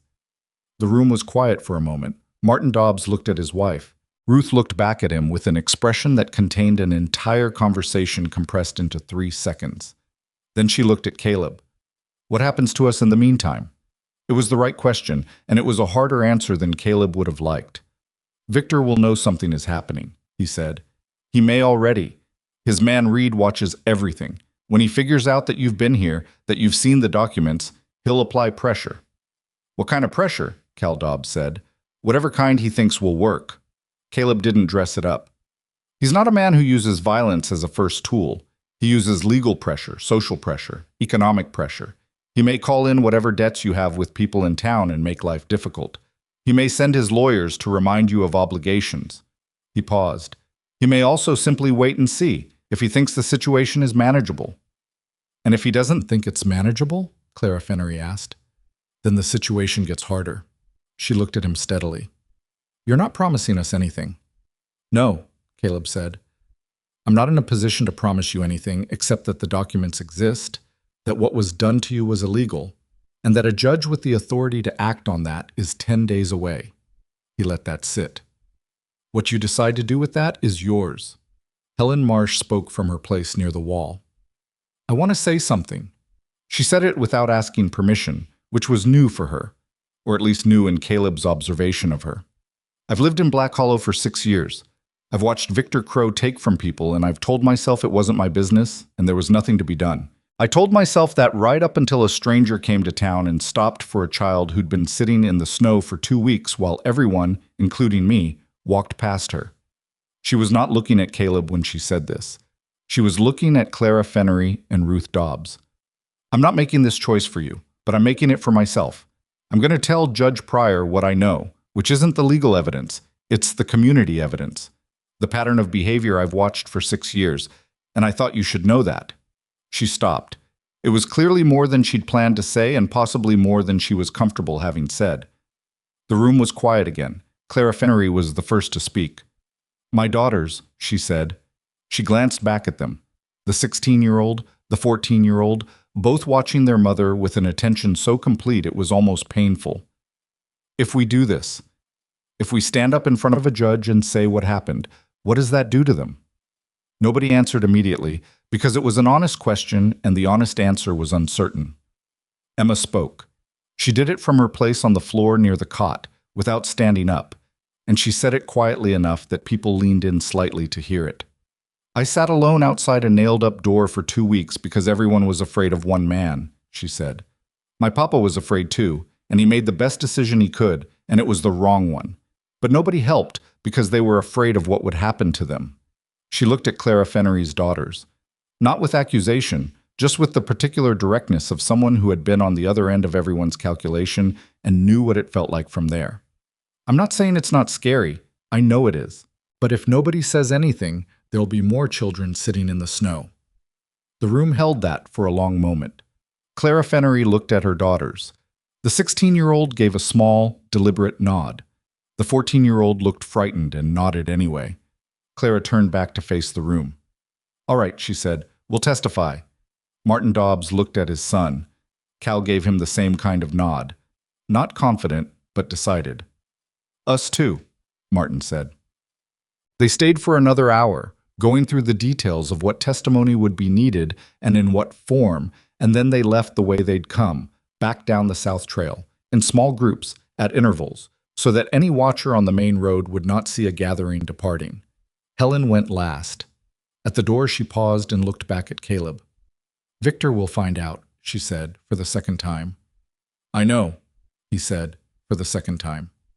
She left. Samuel, who had been up longer than his leg could really justify, lay back on the cot with the particular controlled relief of someone managing serious pain who can finally stop managing it for a few hours. Emma rearranged the documents back into their stack and wrapped them and put them in the tin box without being asked, and set the box where Samuel could see it from the cot. "You did well," Samuel said to her. "I just said what was true." "That's usually what doing well looks like," he said. She looked at him for a moment, weighing whether he was just being a father or actually meant it. She decided he meant it and went to sleep. Victor found out in 2 days. Caleb didn't know exactly how, whether Reed had followed someone from town, or whether someone in the two families had said something to the wrong person, or whether Victor simply had enough information about the general situation that he could construct a probable conclusion. It didn't matter how. What mattered was that on Saturday morning, 3 riders appeared on the road to the ranch, and they were not the casual presence of men passing through. They stopped at the edge of the property, and the one in the middle called out that he had a message from Victor Crow for Caleb Dawson. Caleb came out of the barn. Cole was behind him by about 10 feet, which was close enough to be useful and far enough not to escalate anything. Caleb walked to the property line and stopped. The rider in the middle was Jericho Reed. Up close, he was leaner than Caleb expected, with the kind of watchful stillness that comes from a professional habit of observation. He held an envelope. "Mr. Crow would like to resolve this matter privately," Reed said. He held out the envelope. Caleb took it and opened it there in the cold and read it. The letter was from Victor, in the same neat, deliberate handwriting as the note left on the table. It said, in formal and precise language, that Victor was aware that certain documents had come into Caleb's possession, that these documents were the property of the Meridian Valley Trust and had been removed without authorization, and that their return would result in all outstanding claims against the Whitaker property being withdrawn in full, the debt forgiven, and no further action taken. It also said, in language that was careful enough not to be a direct threat but impossible to misread, that continued possession of documents not belonging to him exposed Caleb to legal liability, and that those who had been speaking to him had their own outstanding obligations that could be called due at any time. He read it twice. Then he folded it back into the envelope. "Tell Mr. Crow I received his message," he said to Reed. "And your response?" "I don't have one yet." Reed's expression did not change noticeably. Mr. Crow would appreciate a timely response. "I'm sure he would." Caleb put the envelope in his coat pocket. "Anything else?" A pause. Reed looked past him toward the house with the careful, cataloging attention of a man noting what he sees. Then he looked back at Caleb. "Mr. Crow says to tell you that he holds no personal animosity, that he's a reasonable man who prefers reasonable solutions." "That's good to know." "No," Caleb said. Reed turned his horse. The other 2 riders turned with him, and they went back down the road the way they'd come, at a pace that was neither hurried nor slow. Caleb stood at the property line for a moment after they were gone. Cole came up beside him. "What did it say?" Caleb gave him the envelope. Cole read it, and his face tightened in a specific way. "He knows about the families." "Yes." "The outstanding obligations. He means the Fennery mortgage and the Dobbs harvest loan." Cole folded the letter. "He can call those in without the fraud case. They're legitimate debts. If he calls them due immediately, in full, before the judge arrives, they lose the property a different way, Caleb said. Even if the fraud case succeeds eventually, they're displaced in the meantime. He started back toward the house. Come inside. He told Samuel and Emma what had happened, leaving out nothing. Samuel listened with his eyes on the ceiling and his hands on his chest and the expression of a man running through the same calculations Caleb had run through. When Caleb finished, Samuel said, "He's going to move on the debts." "Probably." "Can the families cover them?" "No." Cole answered that one. The Dobbs borrowed against last season's harvest. The Fennery mortgage has 3 payments outstanding since Thomas died. Samuel closed his eyes, opened them. If he displaces them before Pryor arrives, we have their testimony but no standing. They'll be gone from the county, or at least from their homes, and their motivation to follow through on a legal proceeding goes down considerably when they're trying to survive displacement. "I know," Caleb said. "So we need to either pay their debts, which none of us can do, or find a way to prevent him from calling them due, which requires legal intervention we don't have yet, or accelerate getting Pryor here." Samuel turned this over. "Is there any way to reach Pryor before his scheduled circuit?" "I don't know where he is between circuits," Caleb said. "Cole," Samuel said, "the county seat. You know the land office there. Is there anyone in the county administration who isn't Victor's?" Cole thought for a moment. "The land office clerk, woman named Agnes Purdy. She's been there 15 years. Victor never bothered to cultivate her because she's a clerk, not an official. She can't do anything except file and record, but she'd know where Pryor is between circuits." "Can you get to the county seat?" "Day-and-a-half ride." "If you leave tonight, I'd get there tomorrow evening," Cole said. "And if Pryor can be reached, we shorten the timeline," Caleb said. He thought about it. Sending Cole meant reducing by 1 the number of capable people at the ranch. It also meant losing the person who had the most direct experience with the county administrative structure, which might be exactly what they needed. "There's a risk," Cole said. "If Victor has someone watching the road out of town, go north first," Caleb said, "through the back country. Come out on the county road past the fork. It adds 4 hours, but it doesn't go through town." Cole nodded slowly. He was doing his own calculation, which Caleb could see plainly. The weight of being the one sent away again. The discomfort of a man who had already run once, choosing whether to run in a direction that was this time unambiguously useful. "All right," he said. "I'll go tonight." Emma had been sitting through this with her hands in her lap and her eyes moving between each speaker. When Cole said he'd go, she looked at him with an expression that Caleb could not quite name. Not gratitude exactly, something more complicated than that. The look of someone who has heard a person choose the harder option and is marking it.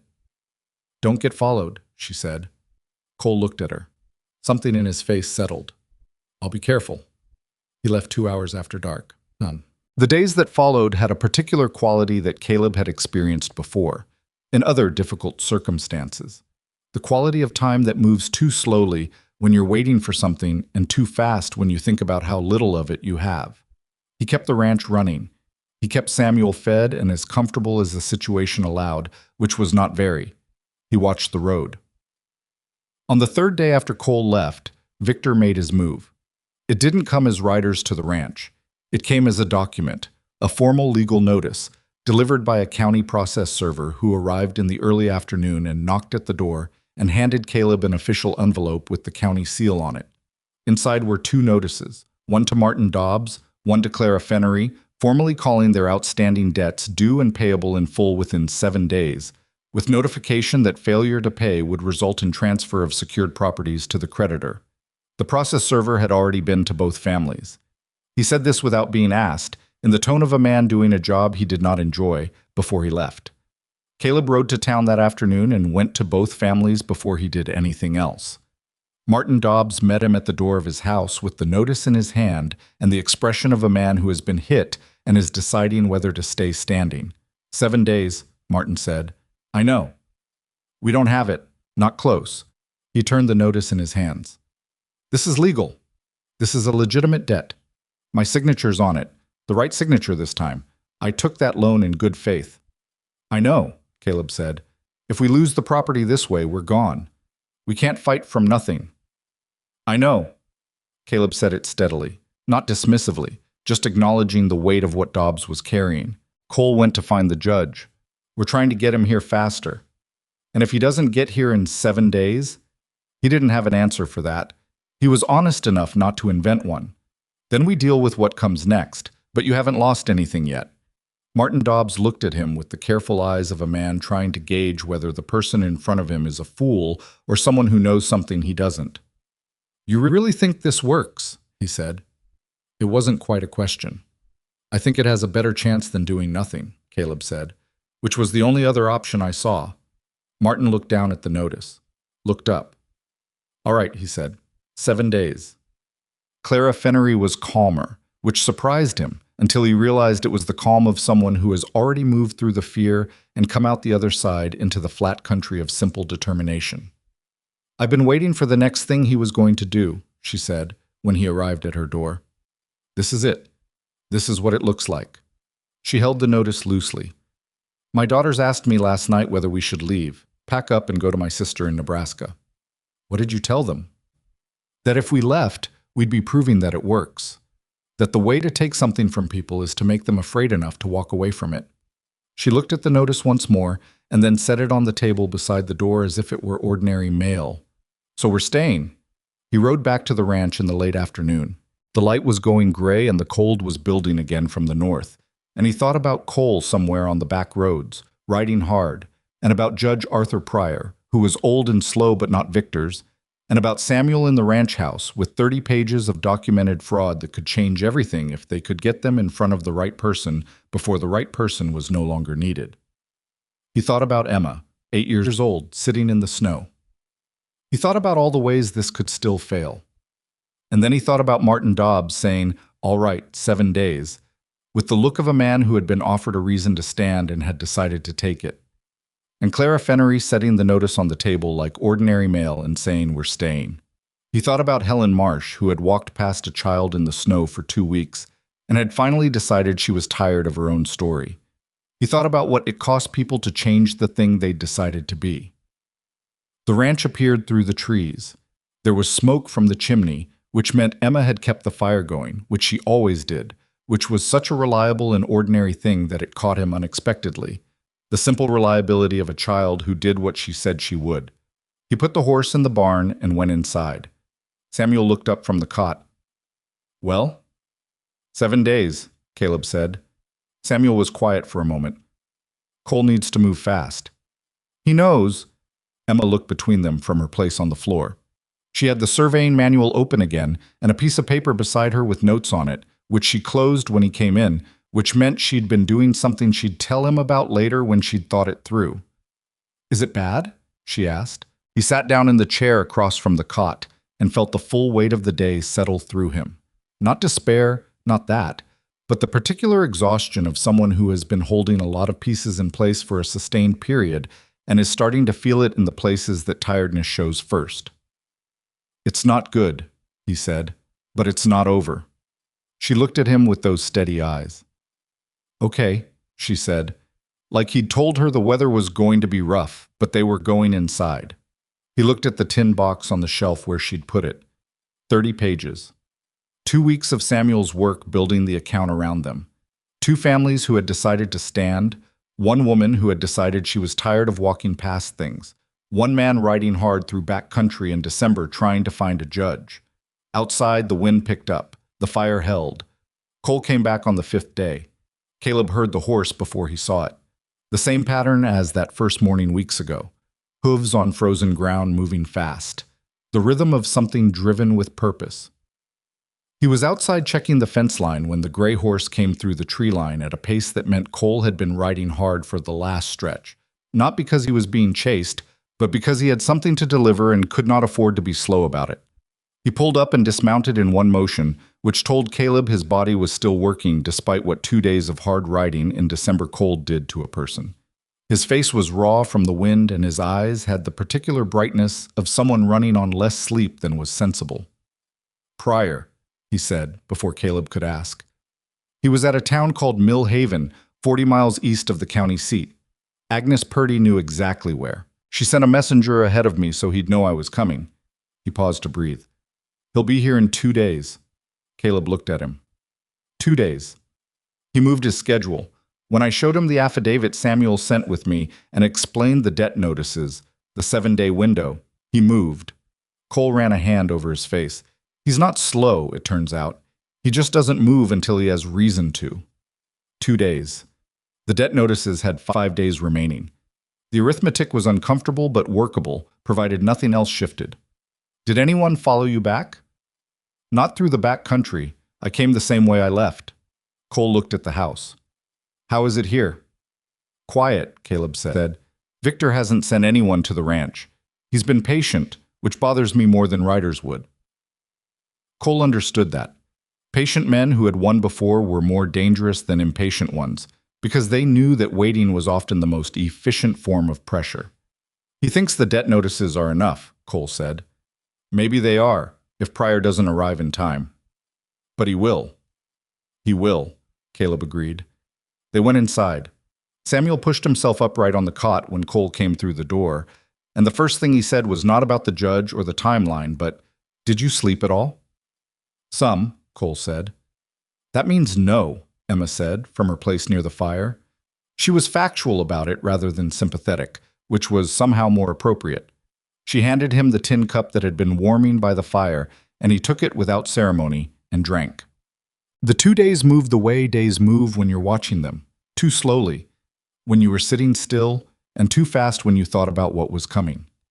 Caleb used them to get as ready as he could for something he couldn't fully prepare for, because he didn't know exactly what form it would take when it arrived. He rode to Helen Marsh and told her Pryor was coming in 2 days.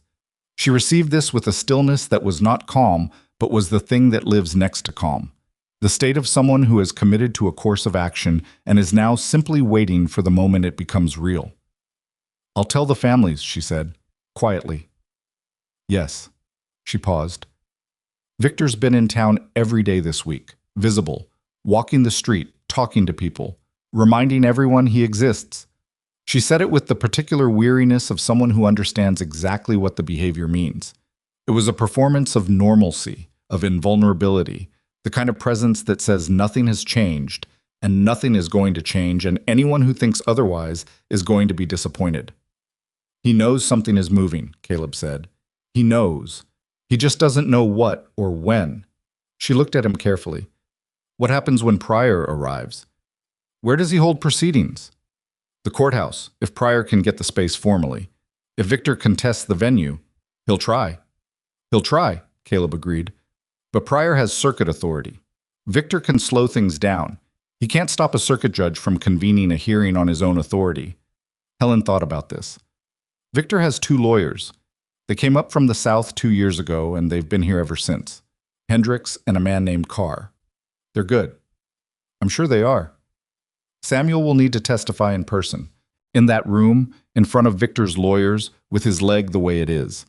She said it not to be difficult, but because it was a real problem that needed to be named. "I know," Caleb said. "He knows." She nodded. "All right, 2 days." She said it like she was marking a line in something. "What?" On the evening of the 2nd day, Judge Arthur Pryor arrived in Black Hollow. He was not what Caleb had been picturing, though he should have learned by now to stop picturing things in advance. Pryor was perhaps 70, with white hair and a face so deeply lined it looked like a topographic map of somewhere that had seen significant weather. He was small and wore a coat that was slightly too large for him, and moved with the unhurried deliberateness of a man who had long ago stopped worrying about what his pace looked like to other people. He arrived with one deputy, a younger man named Sutter, who carried the judge's 2 bags and had the quiet, watchful manner of someone who had traveled with Pryor long enough to know that most situations resolved themselves if you gave them enough rope. Pryor took a room at the boarding house. He did not send for anyone that evening. He ate his dinner and went to bed, which either meant he was genuinely tired from the road or that he was making a point about the terms on which he operated. Caleb, who had gone to town to see his arrival, decided it was probably both. Victor Crow appeared in the boarding house common room within an hour of Pryor's arrival, which told Caleb that Victor had been informed the moment Pryor entered town. He was dressed better than everyone else in the room, as usual, and he greeted Pryor with the gracious warmth of a man who is hosting, even in a room he doesn't own. Caleb watched from near the door. Pryor shook Victor's hand. He said something Caleb couldn't hear from this distance. Victor said something back and smiled. Pryor looked at him with those old, lined eyes and said something else, shorter, and then turned and went upstairs. Victor stood for a moment in the common room with the composed expression of a man recalibrating. Then he looked across the room and saw Caleb standing near the door. They looked at each other for the length of time it takes to understand that both sides have arrived at the same place through different roads. Victor nodded once, a small, precise acknowledgement. Not friendly, not hostile. The nod of a man who is being professional about something he intends to win. Caleb left. The hearing was set for the following morning. Pryor had made the determination overnight. Caleb did not know the details of how, but Cole, who knew Agnes Purdy well enough to have sent word through her, said that Pryor had reviewed the affidavit during his travel and had arrived with a clear sense of what he was dealing with. The circuit court authority was sufficient. Victor's lawyers filed 2 motions before 8 in the morning, one contesting jurisdiction, one requesting continuance, and Pryor denied both before 9. Caleb got Samuel to town, which was not simple. Cole drove the wagon and Emma rode beside them, and they brought the tin box and all of Samuel's written account and arrived at the courthouse building, which was a repurposed frame structure that served multiple civic functions, courthouse among them. 40 minutes before the hearing was scheduled, Samuel walked in on his crutch. It cost him. Caleb could see the cost of it in the set of his jaw and the way his knuckles went white on the forked branch, but he moved without being helped, and when he took his place at the table across from Victor's lawyers, he sat with a straightness that had nothing to do with comfort and everything to do with the fact that he had been in a cold cabin for 3 weeks with a broken leg thinking about this moment. The Dobbs family was already seated. Clara Fennery and her daughters arrived just after. Helen Marsh came in and sat near the back and folded her hands in her lap and did not look at anyone in particular. Victor Crow arrived with Hendricks and Carr flanking him. He looked at the room with the composure he always had, and he sat, and he opened a leather folio, and he was the picture of a man prepared for an ordinary legal proceeding that he expected to manage without difficulty. Emma sat in the row behind her father. She had the tin box on her lap, which she would hand forward when it was needed. She had insisted on carrying it herself, and nobody had argued. Pryor came in last. He sat, arranged his papers, looked at the room over the tops of his glasses, and said, in a voice that was dry and direct and carried clearly, "This is a hearing to examine evidence of alleged fraudulent land transfers in Black Hollow County brought under my circuit authority. This is not a trial. It is a proceeding to determine whether the evidence presented is sufficient to warrant formal charges and a stay of current debt enforcement actions. Mr. Hendricks, I've read your motions. They're denied. Mr. Whitaker, you may begin." Victor's lawyer Hendricks started to rise. "Your Honor, the question of jurisdiction is settled," Pryor said, in exactly the same tone. "Sit down." Hendricks sat. Samuel began. He spoke for nearly 2 hours, which was longer than Caleb had expected, and shorter than the account probably deserved. He was methodical and clear, and the pain in his leg was audible in his voice in the way that sustained physical cost makes itself known, a slight flatness, a careful economy of breath. But his mind was fully present and his account was precise. He walked through everything, his work as Crow's clerk, the first discrepancy he noticed, the conversation with Cole, the systematic comparison of what he'd filed versus what the county records showed, the discovery of the substitution pattern, the night he ran. When he produced the documents, Caleb lifted the tin box from Emma's lap and handed it to Samuel, who passed it to Pryor's deputy. The room changed in quality. Victor's lawyers leaned together. Victor himself did not change expression in any obvious way, but something in the angle of his attention shifted. He had been watching Samuel with the calm of a man who knows the story and knows how it ends.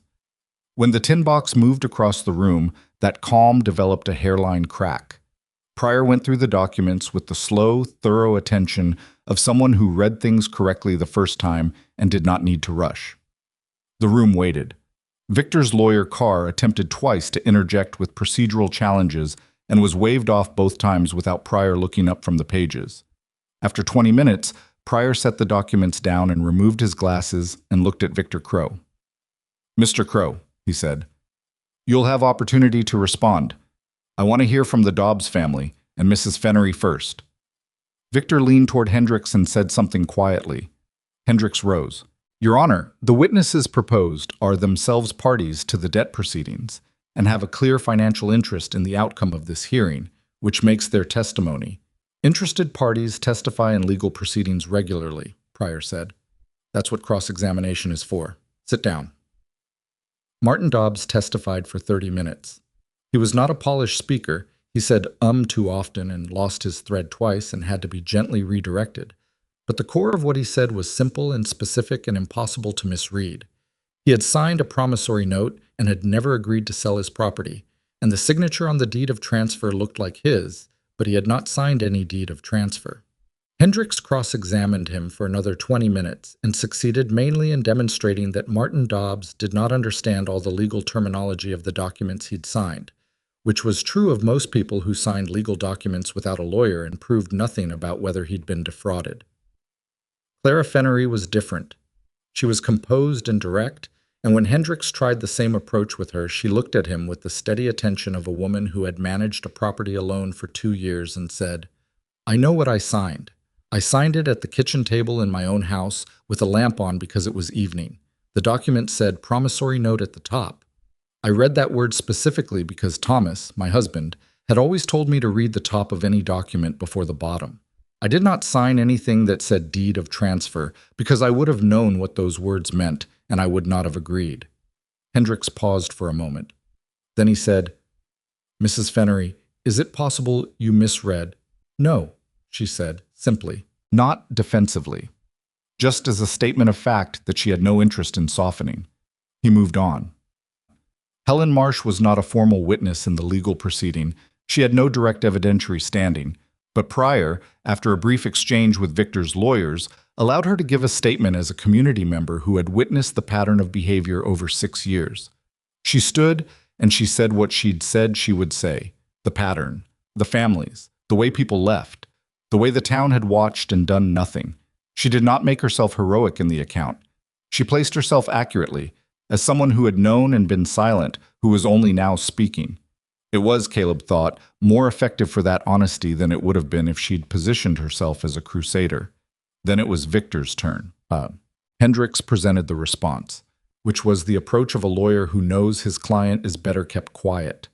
The argument was structured. The documents were legitimate, the signatures were genuine.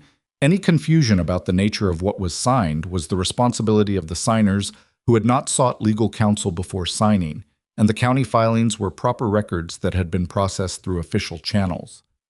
As for Mr. Whitaker's account, Hendricks delivered this portion with a particular precision. Mr. Whitaker was a disgruntled former employee who had removed confidential business documents and was now using them to advance a personal agenda. It was a coherent argument.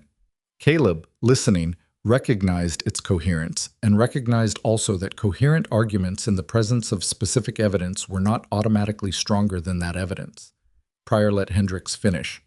Then he said, "Mr. Crow, I'd like to ask you a question directly." Victor rose. "Of course, Your Honor." The original promissory notes and the filed deeds of transfer bear the same signatures on the same dates. Pryor held up 2 pages side by side. The promissory notes are in your company's private records. The deeds of transfer are in the county filing system. Both exist. Both have the same signatures. He looked at Victor over his glasses. "How do you account for that?" Victor was quiet for a moment. Not long. 2 seconds, perhaps 3. But in a room that was completely still, 2 seconds was enough for everyone to feel the quality of the silence before he answered. "The promissory notes were working documents," he said. "Draft instruments that were superseded when the property owners made the decision to convert their arrangements to outright sales. The final executed documents were filed with the county," Pryor said. "Yes, but the drafts you're describing, the promissory notes, were also executed. They have signatures, dates, and notarization marks. In 3 cases, the notarization is from the same notary on the same date as the filed deed." He set the pages down. "A draft does not get notarized." Another silence. Victor's composure was intact, but it was the composure now of something that was being held in place rather than existing naturally. "There may have been a procedural irregularity. Mr. Crow." Pryor's voice did not rise. It simply became more specific. "I've been doing this for 31 years. I know what a procedural irregularity looks like. I also know what a substitution looks like. He picked up his pen.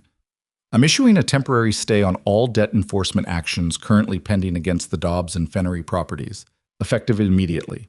I'm also ordering a formal examination of the county recording office under the authority of the State Land Commission. He looked at Pryor's deputy Sutter. Get me the clerk of court. He looked back at the room. We're not finished today, but we're finished for this morning. Hendricks was on his feet immediately, and Carr beside him, and there was a rapid, low-voiced exchange between them and Victor that Caleb watched from across the room without being able to hear. What he could see was the specific quality of Victor's posture, the way a structure looks just before it settles under a load it wasn't built for. Not collapsed? Not yet. But changed in a way that couldn't be walked back. The formal examination of the county recording office began 2 days later. Dillard Hess, the county recorder, lasted approximately 4 hours under examination before he requested to speak with Pryor privately. What happened in that private conversation was not publicly disclosed, but its consequence was visible. Hess provided a written statement to Pryor's proceeding that confirmed he had been instructed by Victor Crow on 12 occasions over 2 years to file documents that were not the documents submitted to him by the property owners, and that he had done so in exchange for payments totaling $2,300. $2,300. That was the number. That was what it had cost to buy the corruption that took 5 families' land. Victor Crow was taken into formal custody by Pryor's deputy and a county sheriff's officer 2 days after Hess's statement, pending a criminal fraud proceeding. His lawyers filed for his release on bond and received it. He was not kept in jail through the winter because that was not how these things worked for men of his resources. But the terms of his release prohibited any further business transactions, any contact with county officials, and any communication with the named families or witnesses. Jericho Reed left Black Hollow the same day Victor was taken in. Nobody went after him, which Caleb thought said something about the limits of justice in practical application. The red-bearded man at the gate left too. Victor's operation, without Victor to direct it, and with its financial instruments frozen by Pryor's order, simply stopped. Like a machine with the power cut. All that motion, all that organized pressure, and when the one point of control was removed, nothing kept moving on its own. That was also something about how these things worked. The properties were not returned immediately. Nothing in legal proceedings happened immediately, and anyone who expected otherwise was going to spend a lot of time being disappointed. The formal restoration of the Dobbs and Fennery properties to their rightful owners took 3 months. 3 months of filings and hearings, and the grinding patience of due process, which was not glamorous but was the only mechanism that produced a result you could actually rely on. The 3 families who had left Black Hollow before any of this happened were harder cases. 2 of them received restorations. The 3rd had already sold the property they'd fled to, and the chain of title was complicated enough that the resolution, when it finally came, was partial. That was the honest version. Nobody got everything back perfectly. The machine of correction was slower and less complete than the machine of harm had been, which is usually true and which is worth saying plainly. Samuel's leg healed, but not straight. The 3 weeks in the trapping cabin with a self-splinted break had set it in a way that no amount of subsequent medical attention could fully correct, and he walked with a slight list for the rest of his life. He was aware of this without being dramatic about it. When Emma asked him once, in the spring, whether it bothered him, he said yes, and then said that a lot of things that happened couldn't be unhappened, and the question was what you did after. She thought about this for a while and said that sounded right, but also like something people say when they're trying not to complain. He laughed, which was not something he'd done easily in the months before, and said she was probably correct on both counts. Cole stayed in Black Hollow. This surprised Caleb because Cole had not had obvious roots there before, and the reasons that had kept him were gone. But he stayed, and he put out a shingle as a land surveyor. Legitimate work, the kind he'd been doing before all of it. And he did it carefully and with the particular attention of someone who understood what happened when it was done wrong. He was not trying to make up for anything, or at least he told himself he wasn't. He was just doing the work he knew how to do, and doing it in a way that didn't require him to look away from what it produced. Helen Marsh's shop did more business in the spring than it had done in 2 years. She said nothing publicly about the connection between those 2 facts, but she understood it privately. Dillard Hess was removed from his position as county recorder and faced a lesser charge of fraud to which he pled guilty and received a suspended sentence, which was the kind of outcome that satisfied nobody completely, but was what the evidence and the deal he'd struck with Pryor's proceeding produced. A new county recorder was appointed, a woman from the east end of the county named Willa Breach, who had a reputation for exactitude and who, by all accounts, had no idea what social arrangements were expected of her and had no interest in finding out.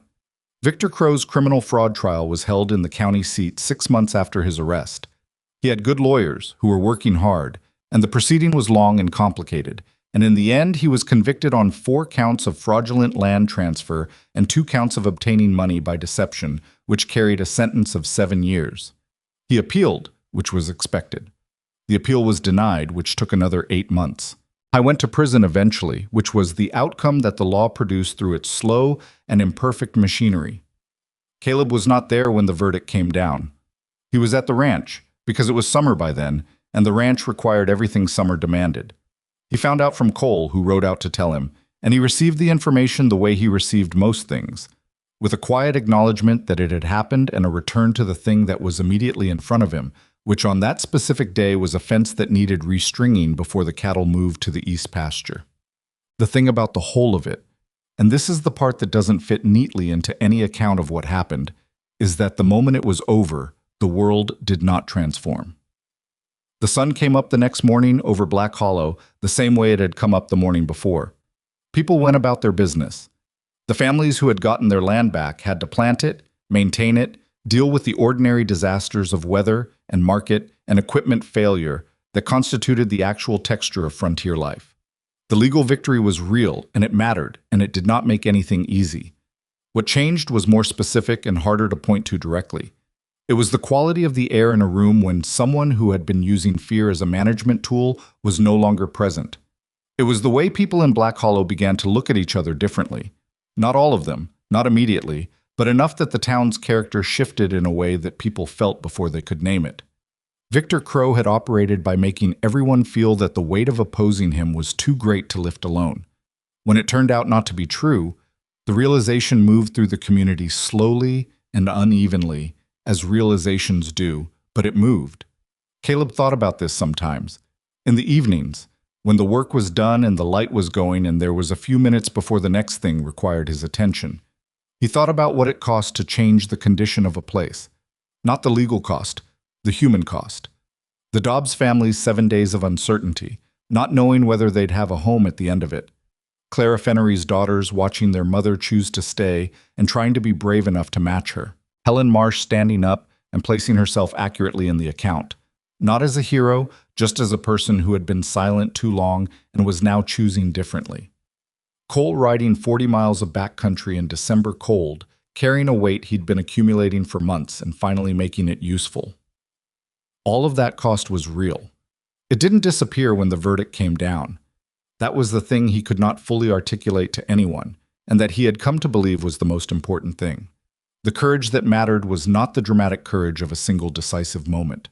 It was the courage of the sustained commitment, the kind that asked something of you every day for weeks, that didn't guarantee a good outcome, that required you to stand in a courtroom or in a ranch house or at your own door and make the same choice repeatedly in the face of real consequences. Most of the people who had made this work were not brave in the sense that stories usually meant. They were frightened and tired and not sure it was going to work, and they did it anyway because the alternative was a version of themselves they couldn't live with. He had started by stopping for a child in the snow. That was all. One decision made before he'd thought about it enough to talk himself out of it. And then each subsequent decision had grown from that one the way decisions do when you've committed to a direction. Not inevitable, not easy, but connected. He still thought it could have gone wrong. He was honest enough with himself to know that. A different judge, or a county seat that Victor had reached before Cole did, or one of the families losing their nerve before the hearing, any of those could have tipped it. The outcome was not the point. The point was what you did before you knew the outcome, when all you had was your own judgment about what was right and the willingness to stand in that place for as long as it required. The summer Emma turned 9, she and Samuel were still at the ranch. This had not been the original plan. The original plan had been to get through the legal proceedings and then for Samuel to figure out what came next. where they'd go, how they'd rebuild, what shape a life looked like after the shape it had been was broken and reformed.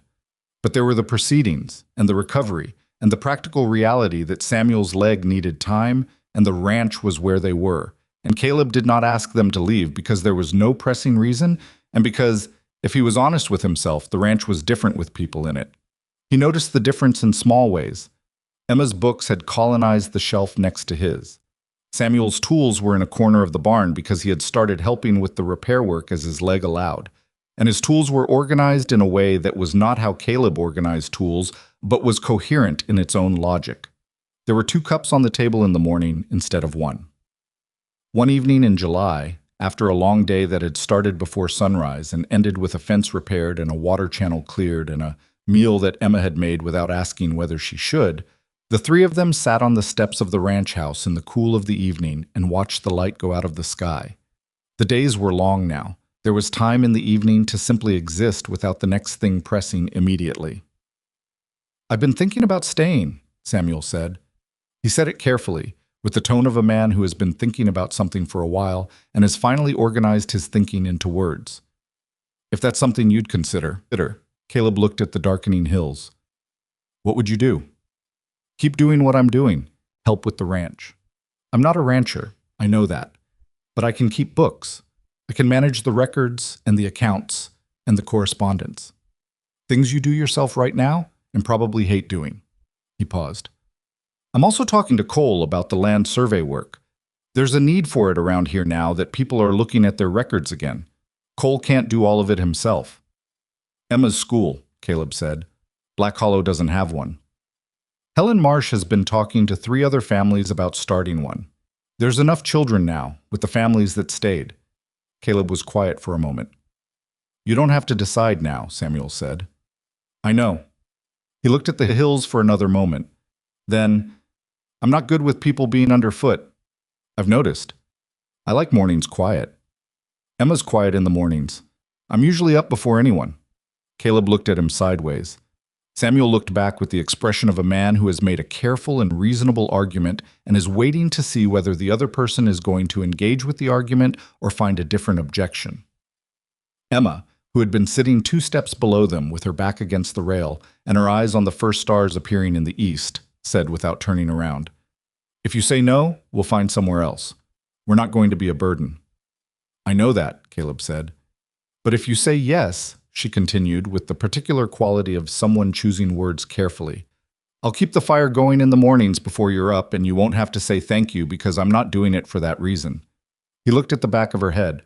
She was 9 years old. She had been in the snow outside a nailed-up door for 2 weeks and had carried a piece of critical information through all of it, waiting for someone trustworthy enough to give it to. She had sat in a courtroom with a tin box on her lap and handled it forward when it was needed.